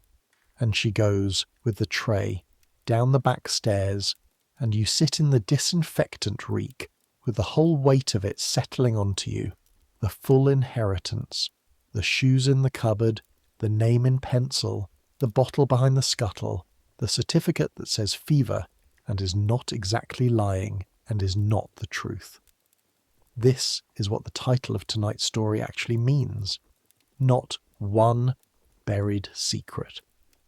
A relay of them, passed hand to hand down the trade from nurse to nurse, each one deciding alone at 8 in the morning that the mercy of silence outweighs the justice of speech. Right or wrong, thousands of women made that same decision in thousands of houses, and the certificates of an entire century are salted with it. Debility, convulsions, fever, teeth, and no one will ever, ever be able to count. You carry it. You will carry it 50 years. You are carrying it now in a sense because you are hearing it, and there is no one left alive to mind. Convalescence is its own country, and a gentler one. Scarlet fever peels. In the weeks after, the boy sheds his scorched skin in flakes and strips, from his fingertips, from the soles of his feet, snowfall on the sheets that you gather and burn, because the peel itself is held to carry the poison. He is weak as string and cross as a wasp, which the doctor says is an excellent sign, and eats his way through beef tea into actual beef, and you play more games of spillikins in those weeks than in the rest of your life combined, and you watch him like a hawk for the aftermath everyone fears. The dropsy, the swelling that means the fever has reached the kidneys, or the ear abscess, or the damaged heart. The rheumatic heart that scarlet fever leaves behind it in some children like a bill that comes due at 30. You press your ear to his chest when he sleeps. You will go on doing it, now and then for years, long after any doctor would. It sounds like a small quick drum. It sounds fine. It will in fact be fine, this boy gets away clean, but you don't know that yet, and hearts you have listened to do not stop belonging to you just because they turned out sturdy. 5 weeks after the carbolic sheet went up, it comes down. The room is stripped, scoured, fumigated with burning sulphur behind sealed windows, repapered, because that is what is done, the very walls held suspect. The children come home from Kent. Louisa has learned to pull herself up in your absence, and performs it hourly with the face of an empress. Alice has grown an inch and greets you with a new schoolroom reserve that lasts 9 seconds before she is hugging you hard enough to creak your stays. And the mistress. The mistress comes up to the nursery, herself, up all the stairs, into your country, where she comes perhaps 4 times a year. She looks well again the way a mended plate looks well. She thanks Mrs. Grieve for her management, and then she turns to you, and there is a moment, a long one, where you can see her trying to build the sentence, and you understand the engineering problem she faces. There is no sentence in her language, in the whole grammar of mistress and servant for what actually happened, for you are the reason he is alive and I was asleep 4 floors down, and we both know it, and we must both never know it. So she says, "We are very sensible of your devotion, Ellen. Mr. Ashworth wishes you to have this. And it is £5, 5, nearly half a year's wages, folded small, pressed into your cracked hand with both of hers and her eyes just for a second before the drawing-room glaze comes back down, are the eyes of one woman looking at another woman across a fire they both stood in. Then it is over, and she is the mistress again, and you are the girl, and she goes down, and the hour that evening runs exactly as always, Frederick performing his recovery on the sofa to general applause, you by the door. 4 of the £5 go into the post office book. Nurse Bidwell's voice. Love pays no lodging. £1 goes to Hempnall and buys. You learn by return of post, boots, and a doctor's visit and a Christmas goose. And your mother's letter says, "Tell your mistress she is served by the best girl in Norfolk," and you read that on the back stairs, in the dark, in 4 bites, like a thief. After the fever, the years pick up speed. That is how nursery time works. The days are enormous, and the years are small. You measure them not in dates, but in departures, because a nursery is a machine for producing departures. That is its whole tragic design. You pour your life into children in order to make them ready to leave you, and the better you do it, the sooner and cleaner they go. Henry goes first, has already gone. 8 years old, delivered to his boarding school with a trunk, a tuck box, and a Bible, in the September before the fever. You packed the trunk. You sewed the name tapes, H. Ashworth, into 40 garments, sewing his name over and over by lamplight like a spell, and you put in, at the bottom, under the boots, where a boy could find it and a master wouldn't, a paper of toffee and a note that said only, "From your friends at home." Boys at school are caned for homesickness in some houses, mocked for it in all of them, and a note signed by his nurse would cost him dear if it fell out of a pocket. So, from your friends at home, he is 8. At Christmas he comes back 2 inches taller with his hair cut like a convict at a new way of standing, and he shakes your hand, shakes it, and then, at the top of the attic stairs, out of all sight, checks the landing both ways like a burglar, and hugs you round the middle so hard and so briefly it is over before your arms close, and is gone into the day nursery whistling, and that 10 seconds on the landing is the whole of your wages for 8 years of that boy, and you bank it, and it does not depreciate, and 40 years on you can still close your eyes and feel the top of his convict haircut under your chin. Alice goes upward rather than away, into the schoolroom entire, then into long skirts, then, at 18, in a white dress that took 3 fittings, into a drawing-room full of flowers to be presented and courted, and at 20, married. You are not at the wedding. Nurses do not attend weddings. Nurses are the reason the bride's petticoats are ironed. But the night before it, late, there is a tap at the nursery door, and it is Miss Alice, 20 years old, magnificent, terrified, in her dressing gown with her hair down her back like the child in the tin bath, and she does not say much of anything. She sits on the old window seat above the cupboard, though she has never known what the cupboard keeps, and looks at the rocking horse with the chewed ear and says, "Everything will be different now, won't it?" And you say what nurses say, which is the truth arranged kindly, that different is not worse, that she was brave at 6 and is braver now, that her mother was married from just such a house, and look how well, and other constructions of that sort, while thinking your own thoughts. And when she goes, she kisses your cheek and says, "You'll come to me when there's a baby. Promise you'll come." And there it is, the trade renewing itself in front of you, the next nursery already reaching for you out of the future, and you promise. And she goes off down the front stairs to her life, and you sit a while by the fire in the room where you have now spent more of your existence than in any other room on earth.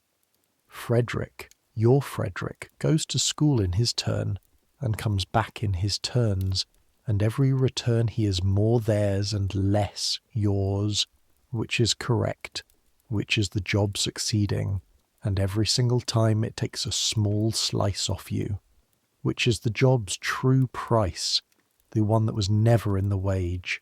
13, and he corrects your grammar once, kindly, without thinking, and goes red the moment it is out of his mouth and cannot look at you at supper. 15, and his voice drops into a stranger's, and one evening the stranger's voice on the attic stairs asks too casually whether you remembered him being ill as a small boy, the fever, because a fellow at school had it, and the fellow's brother died of it, and you say yes. You remember it a little. It was soon over. He was very strong. He looks at you. He is 15 and no fool. Grieve says you were shut in with me 5 weeks, he says. She says I'd have died else. A silence with the clock ticking in it. You never said.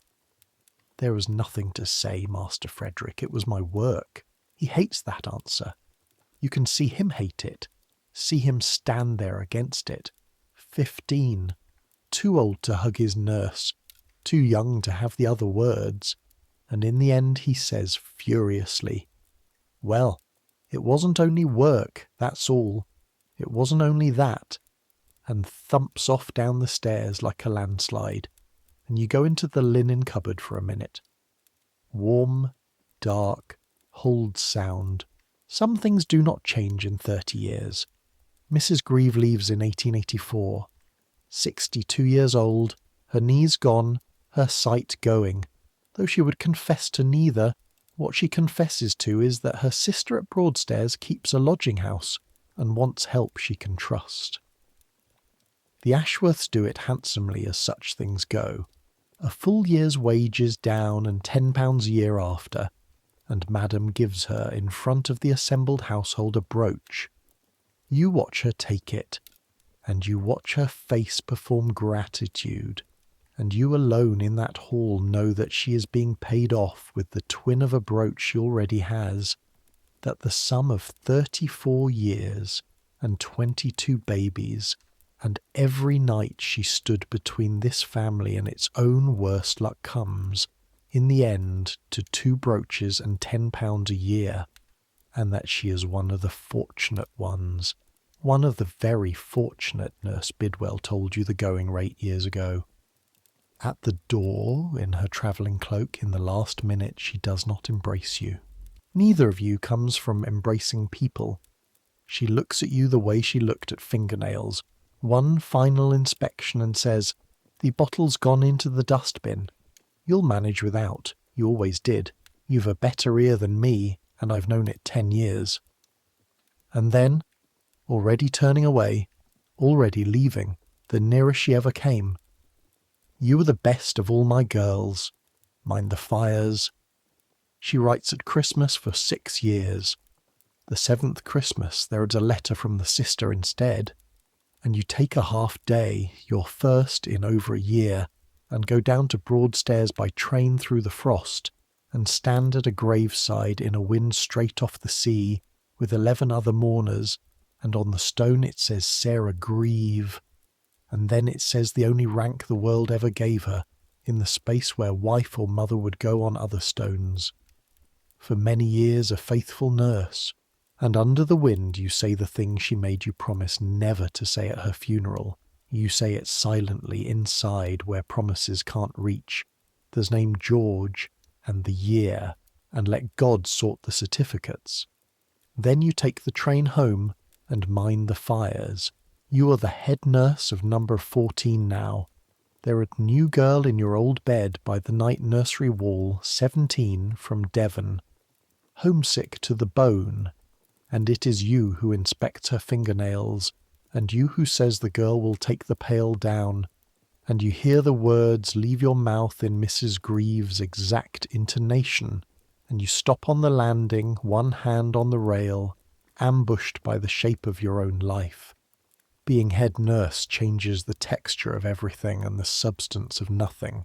You have the room of your own now, Mrs. Grieve's old room, 8 feet by 10 with a real armchair, and your wage climbs to £22, and cook, who fought Mrs. Grieve for 2 decades, decides within a month that she and you understand one another, and the nursery meals improve as if by weather. You have the rank on the park benches now. Younger nurses shift along for you, ask your judgment on rashes and references, and you hear yourself dispensing Hannah Cole's brandy thimble and Nurse Bidwell's post office gospel to girls who were not born when you learned them. And this is how a trade with no schools and no books that matter actually stores its knowledge. In a chain of women on benches, each one a library that burns at her death. Hannah herself is gone from the benches by now, gone the way most of them go, sideways and without ceremony. Her family's children grew, she was passed to a cousin's household in Yorkshire, and the bench knew her no more. You exchange letters for some years, then you don't. That is the other departure the trade is made of, the horizontal kind, and nobody sews name tapes for it. Louisa is your last Ashworth baby, and you get to do the whole arc with her as head nurse, crib to schoolroom, and you would be lying, and you're done lying tonight, if you said the arc was not sweeter for being commanded rather than fetched and carried.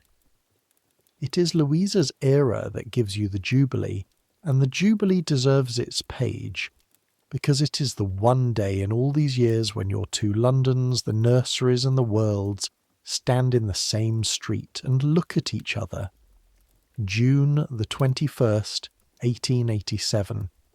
Queen Victoria has reigned 50 years, and London throws the party of the century for her, the Golden Jubilee. The Ashworths have seats in a stand along the procession route, and the nursery by special dispensation is going too, because Louisa is 8 and must remember it. And so, for one day, you are out of the attic and inside the great machine of a public London holiday, and it swallows you whole. You will remember it in pieces, the way crowds are remembered, the city up before the sun, and the smell of it changed overnight, trampled grass and orange peel and gunpowder from the salutes and horse and humanity. Humanity above all, because they say the crowds this day are the largest ever gathered in England, packed 20 deep from Buckingham Palace to the Abbey, boys in trees, families on rooftops, faces at every window like stamps on an envelope, stands built along the whole route, miles of raw yellow timber, and the sound the crowd makes when the procession comes, which is not cheering, not exactly. It is too big for cheering. It is a weather front of sound rolling up the street ahead of the horses, and you feel it arrive in your chest before you hear it, and Louisa's hand closes on yours like a bird's foot, and then the procession itself, and even you, 40 years a realist about the great, hold your breath. Escort after escort of cavalry with the sun on their cuirasses, actual kings riding in ranks. The paper said 17 princes rode that day, kings of Denmark and Greece and Belgium, and the crown prince of Prussia, all white and gold like something out of a picture Bible. And then, in an open landau behind cream-coloured horses, a small round woman of 68 in a black dress and a black bonnet. No crown.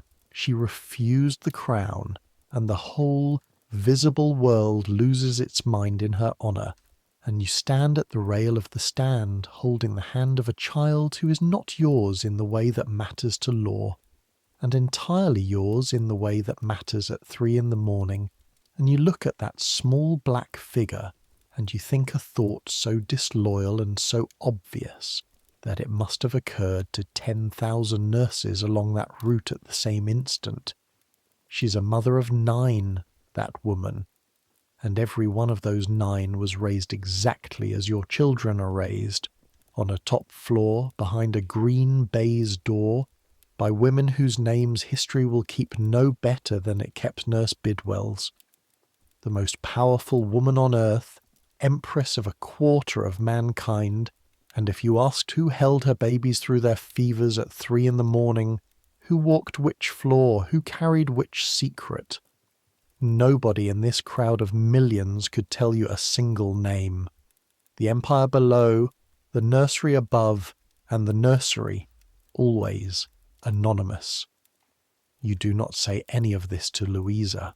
You buy her a penny flag and a gingerbread, and when the fireworks come up over the parks that night, burst after burst with the crowd sighing under them like a tide, she falls asleep against your side before the last of them, 8 years old, sticky, trusting, heavy, and Mr. Ashworth himself, mellow with the day, carries her to the carriage and says to you over her head in the flare of a Bengal light, "Long day, nurse," which is from him, in 12 years, approximately the 3rd complete sentence you have received, and constitutes, you understand, a decoration.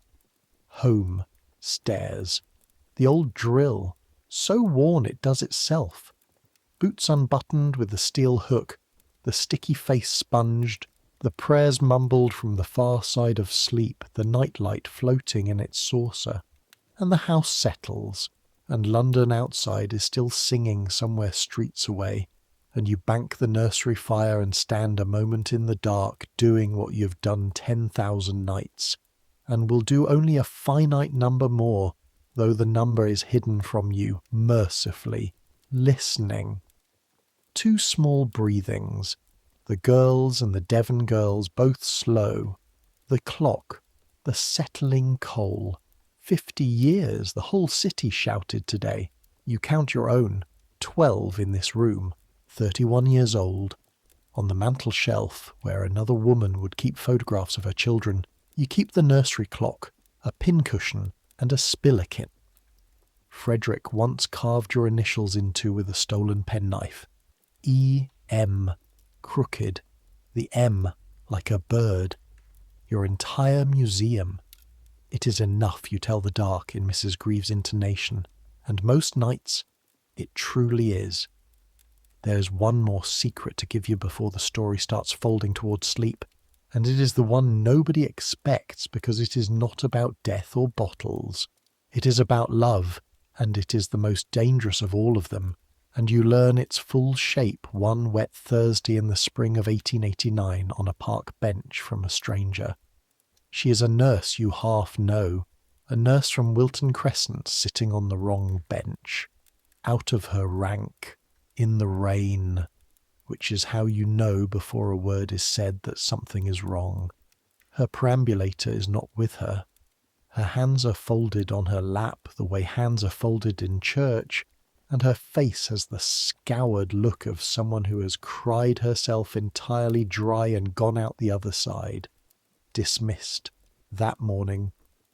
A month's wages in an envelope, a cab called for 2 o'clock, and a character, a perfectly good character, praising her honesty, sobriety, and devotion, especially, and this is the point, this is the whole story, her devotion, because that was the charge. Not theft, not drink, not a follower, nothing a girl can guard against.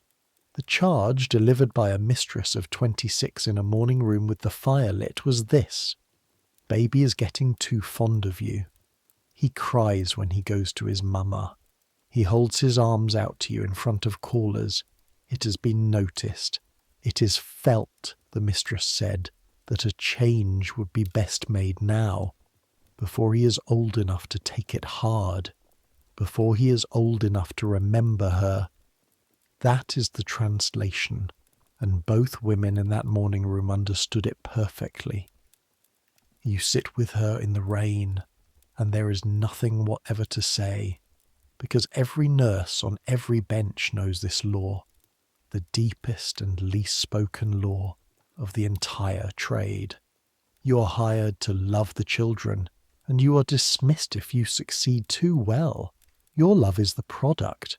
Your love is the threat.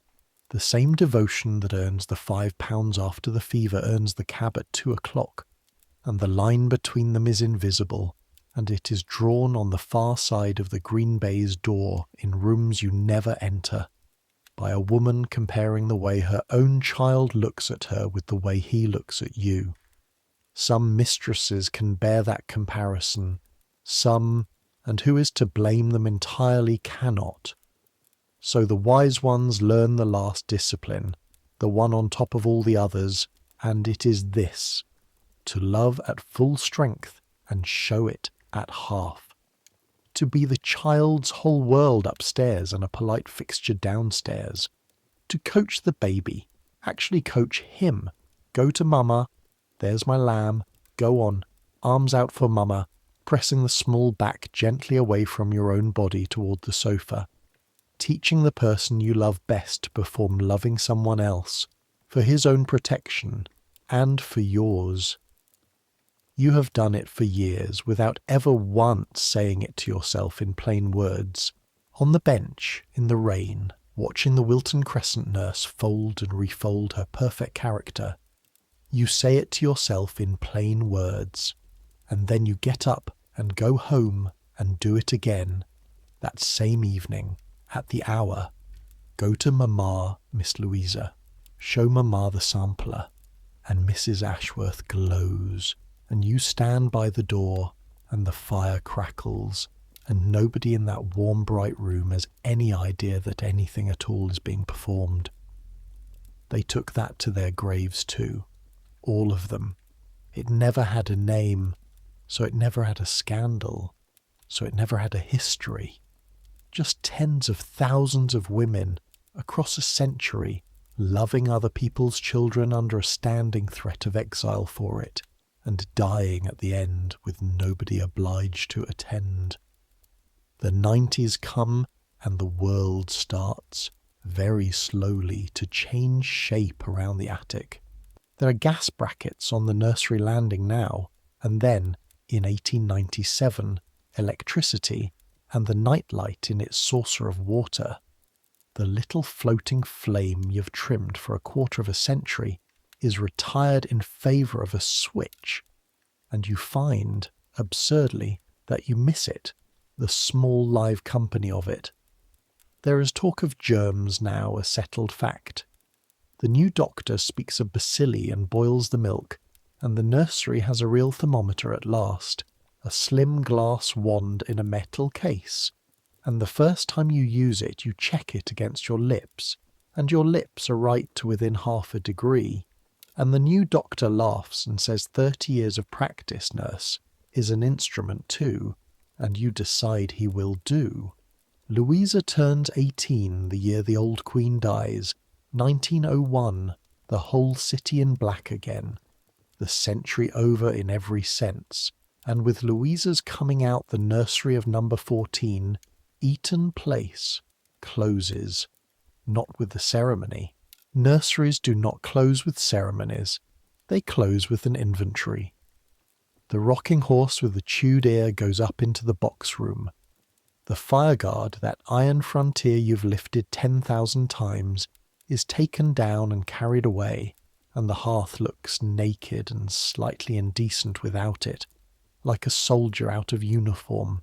The cot is dismantled, and you, going through the deep cupboard under the window seat, one last time, alone, on your knees, come to the back of it, and there they are, where they have been for 33 years, where 3 head nurses have kept them and kept the silence, the small red shoes and the photograph face down. You're 45 years old. Mrs. Ashworth is 60. Mr. Ashworth has been dead 2 years, taken at his desk at the bank, and Frederick, your Frederick, 26 now and a banker himself with a moustache you privately deplore, is head of the family. The mercy of silence was granted to a fragile young mother a lifetime ago. The fragile young mother is now an old woman who sits very straight in her widow's black and runs her household like an admiral. You could put the shoes back. Every rule of your entire life says put them back. You carry them downstairs instead, down the front stairs, and never mind.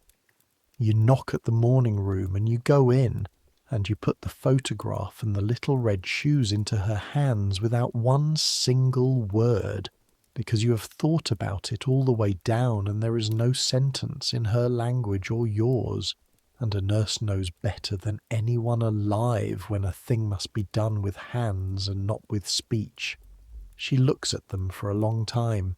The clock does what clocks do. "You knew," she says at last. "All these years." "Yes, madam, and never once." "No, madam."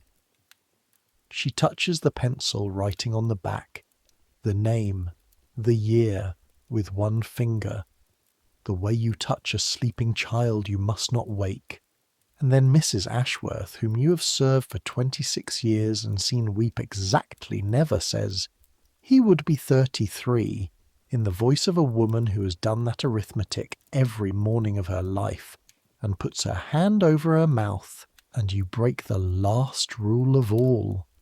You cross the carpet and you sit down beside your mistress on the sofa, uninvited, and she takes hold of your arm with both hands and grips it like the rail of a ship, and the two of you sit there together in the morning room while 33 years come up out of the ground, and no one in the world will ever know, because you will not tell, and she will not tell, and I am only able to tell you now because every last person in this story has been safely dead for 100 years, and the dead let go of their secrets at exactly the speed we're ready to hear them. Alice keeps her promise. Alice always kept her promises. You taught her to. When her first baby came, back in the early 90s, the letter came before the baby did. 3 pages of Miss Alice's looping urgent hand, and beneath the news, the summons. You promised. And so, when Eaton Place closes its nursery, you do not go to the registry office, and you do not go to Norfolk, and you do not yet go to Broadstairs to keep a lodging house. You go to a tall house in Kensington, to Mrs. Alice Farrant, near Ashworth, and a nursery 2 floors up with 3 children in it who call you Nana, and the whole wheel goes around again, and this is the second life of the Victorian nurse, the life almost every one of the good ones lived, raising the children of the children. And I could take you through those years too, the whole clockwork of them, but you know the clockwork now. You know the 6 o'clock ice in the jug, though there is a geyser for the bathwater in Kensington and your arms are grateful. You know the walks, the benches, the hour, the trunk packing, the name tapes. Master John Farrant sewn 40 times by lamplight by hands that sewed his uncles 40 times before him. You know the fevers. There is a diphtheria winter in 1904 that takes the boy next door and spares yours, and there is antitoxin now, an actual serum. The doctor comes with the syringe and the grey membrane loosens and lets go, and you stand in a steamy room, witnessing the single greatest change of your professional lifetime. A childhood disease turned back at the door, and you think of every nurse on every bench who fought that thing with kettles, and you go into the linen cupboard, not to cry this time, or not only, and you say to Mrs. Grieve, to Hannah, to Bidwell, to the whole burned library of them, they can stop it now. You should see it. They can stop it. What you notice most in the second life is not what has changed, but what you have. Your knees announce staircases in advance. Your ear is better than ever. Your ear is a marvel. You can sort a croup from a cold through 2 shut doors. But the nights after the bad nights cost more and take longer to repay. The children's slang goes past you now and then, and you let it. And there is a girl under you, of course. There is always a girl, several over the years, and you inspect fingernails, and you say, mind the fires, and one raw January morning you find your girl, 17, crying into the airing cupboard shelf with the door open, homesick, chilblained, her month's wages already posted home, and you stand there with 60 years of the trade's discipline saying, walk on, girls cry, crying is furniture, and instead you shut the linen room door behind the both of you and put your arm around a stranger's shoulders in the warm dark that holds sound and tell her the truth, which is that it does not exactly get easier, but that she will get stronger, and that the two feel the same from inside, and that this, though no one will ever put it on a certificate, is the entire secret of endurance, hers, yours, everyone's. You retire in 1910 at 54, when John Farrant, the last of Alice's 3, goes to school. Alice cries. Alice, 30 years married, a grandmother herself within the decade, cries like the 6-year-old with the unravelled plate, and holds both your hands in the hall and says the thing that only Alice would think to say. You do know, Nana, that you are the only person who has been there for the whole of me. The whole of it. There isn't anybody else. And you take that, and you bank it with the 10 seconds on the landing and the crooked EM on the spillikin in the museum where your fortune is kept. And here is the ending the trade actually gave its women, so you can weigh it against the ending it usually gave. You are one of the lucky ones, and you know it to the shilling. The Ashworths and the Farrants between them settle £26 a year on you, which with the post office book, 40 years of Bidwell's Gospel, 6pence by 6pence, comes to enough. Enough for 2 rooms in Broadstairs, near where a certain grave is, with a strip of garden and a view, if you stand on the fender of the sea.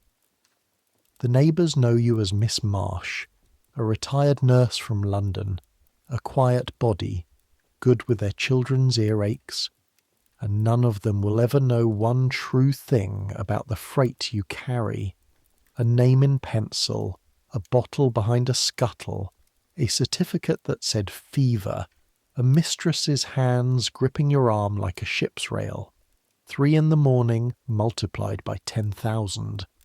Every year until the war, a hamper at Christmas and letters, Louisa's wedding, Frederick's children, and once, gloriously, Frederick himself.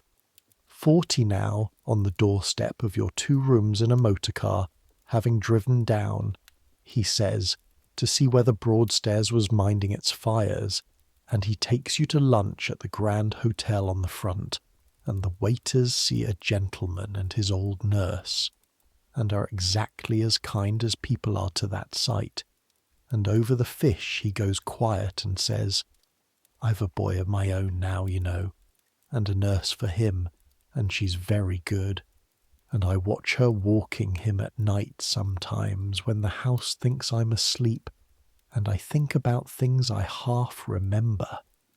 A room at the top of stairs, someone's voice. He looks out at the sea.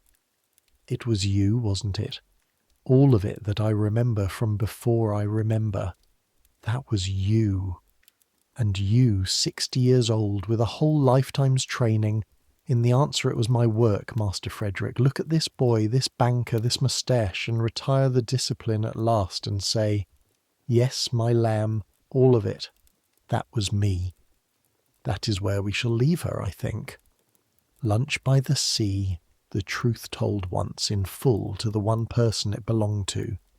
History has no record of Ellen Marsh, because I assembled her for you tonight out of 100 real women, out of census lines that say nurse, domestic, out of household manuals and doctors' furious letters, and the memoirs the lucky children wrote about their nanas 50 years later, all of them saying the same helpless thing.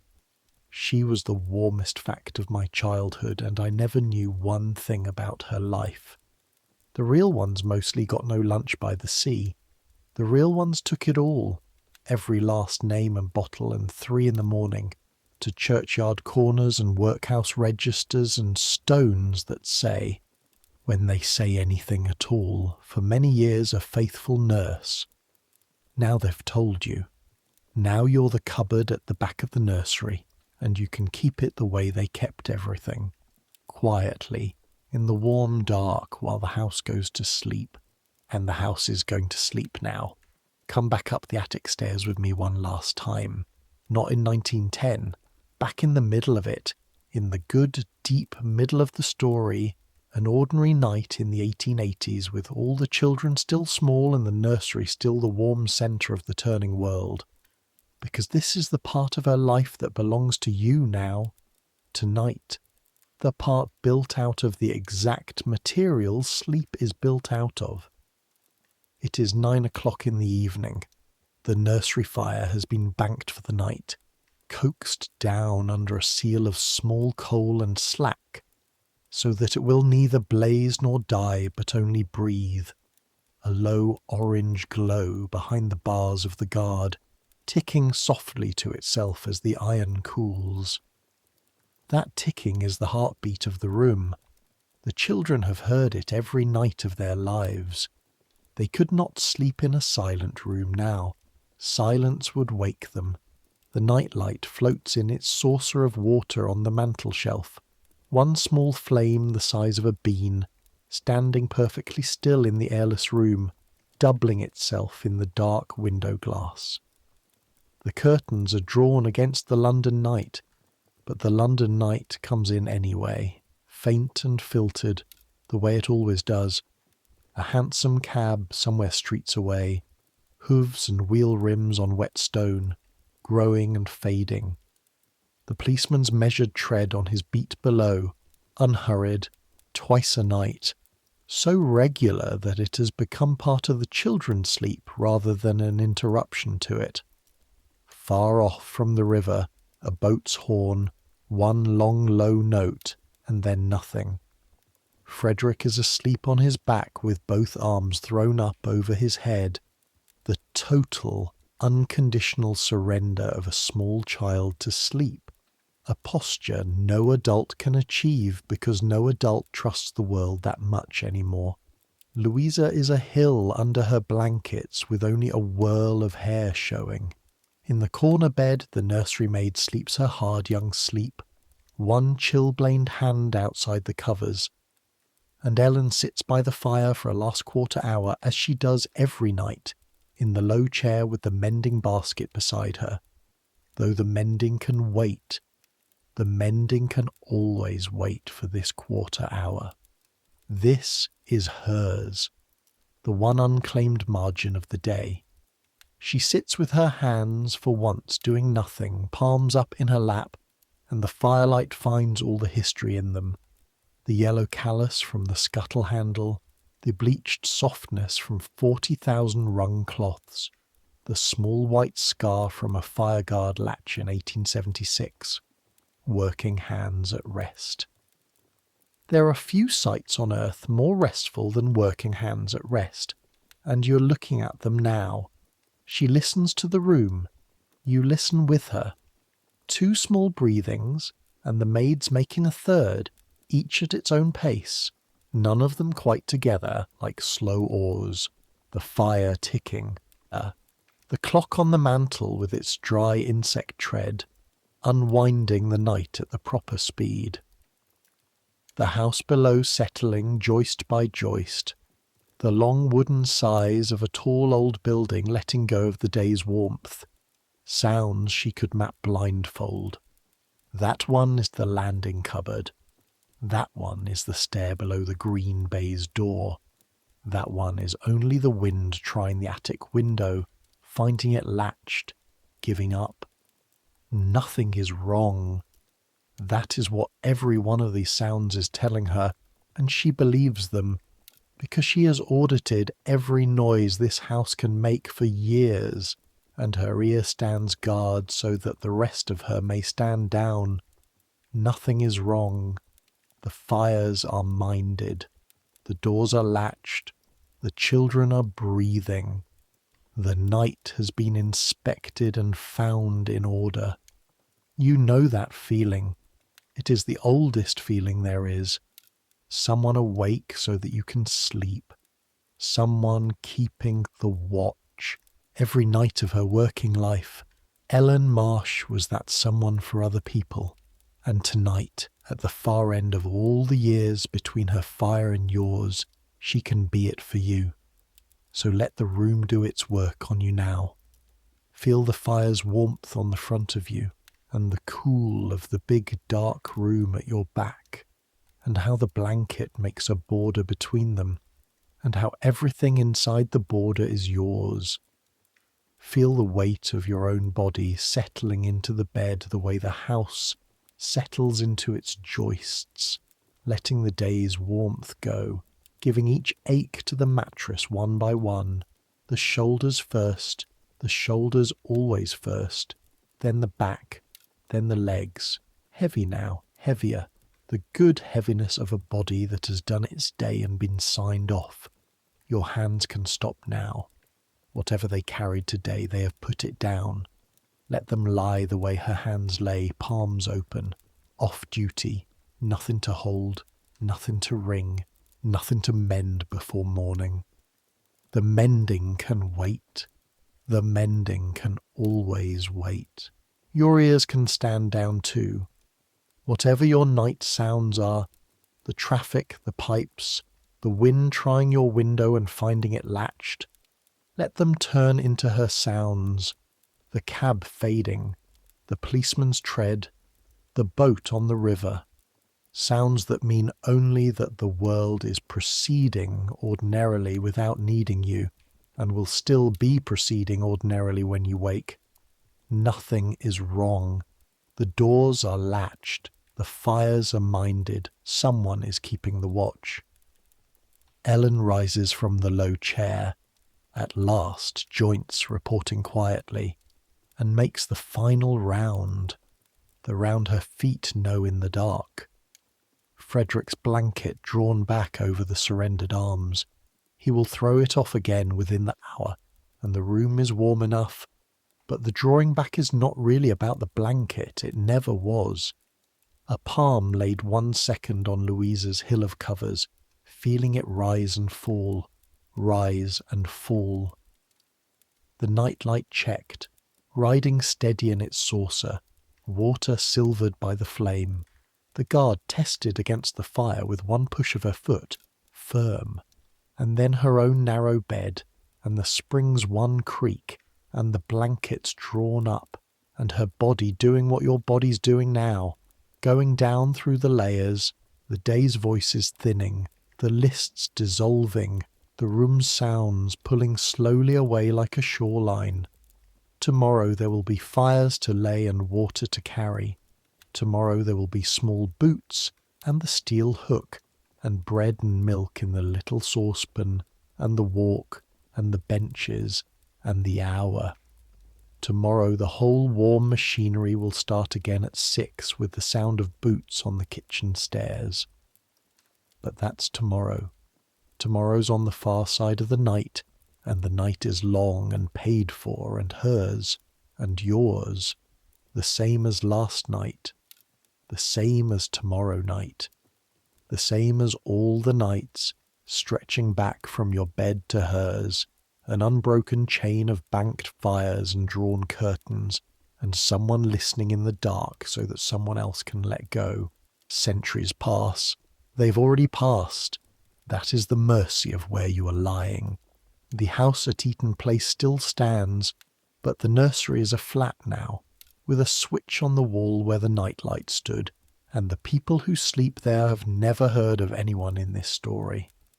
The green baize doors have mostly gone from the world, and the back stairs are lift shafts, and the diseases that stalk those top floors have been turned back, one by one, at the door, serum by serum, until the deaths that empty the small red shoes became, in our part of the world, so rare that a single one is news. The brown bottles are in museums behind glass, with careful labels, and people lean in to read them and step back without knowing that they are looking at a whole century's exhausted 3 in the mornings, distilled. The benches are still in the parks. Sit on one in the morning and you will still see them come. The pushers of other people's children from every country on earth now, still ranked in ways the parents never see, still trading the trade's knowledge mouth to mouth, still loving at full strength and showing it at half. Some things change completely. Some things do not change at all. And the children Ellen raised grew old and died, and their children grew old and died, and somewhere down that chain, diluted past all tracing, are people alive tonight, walking around inside gestures she planted, a way of tucking a blanket, a nonsense rhyme, a hand laid 1 second on a sleeping bag, passed from her hands to smaller hands to smaller hands, all the way down the century to now, to hands that never knew her name. Nobody's kindness is ever really lost. It just becomes anonymous, which is what she was all along. The human heart does not change. The need to be watched over does not change. The long day and the urn dark at the end of it, and the moment of letting someone else hold the listening, those do not change, and they are not going to change tonight. So let it come. Let sleep take you the way it took Frederick, arms up, surrendered, certain. Let it take you the way it took Ellen at last, in her 2 rooms by the sea, an old woman with the tide for a nightlight and nothing left undone. Let the fire tick. Let the house settle. Let your thoughts slow and soften, and space themselves out like the policeman's footsteps, farther apart and farther, until you stop waiting for the next one. The doors are latched. The fires are minded. The children are breathing everywhere in all the rooms of the world, and the watch is kept, and none of it needs you until morning. You're warm enough, safe enough, tired enough. You've earned this rest. She would tell you so herself in the voice the fever dreams reached for, the voice under all the other voices, there now, there now. None of that, my lamb. Take it, and dream of whatever dreams may come. Good night.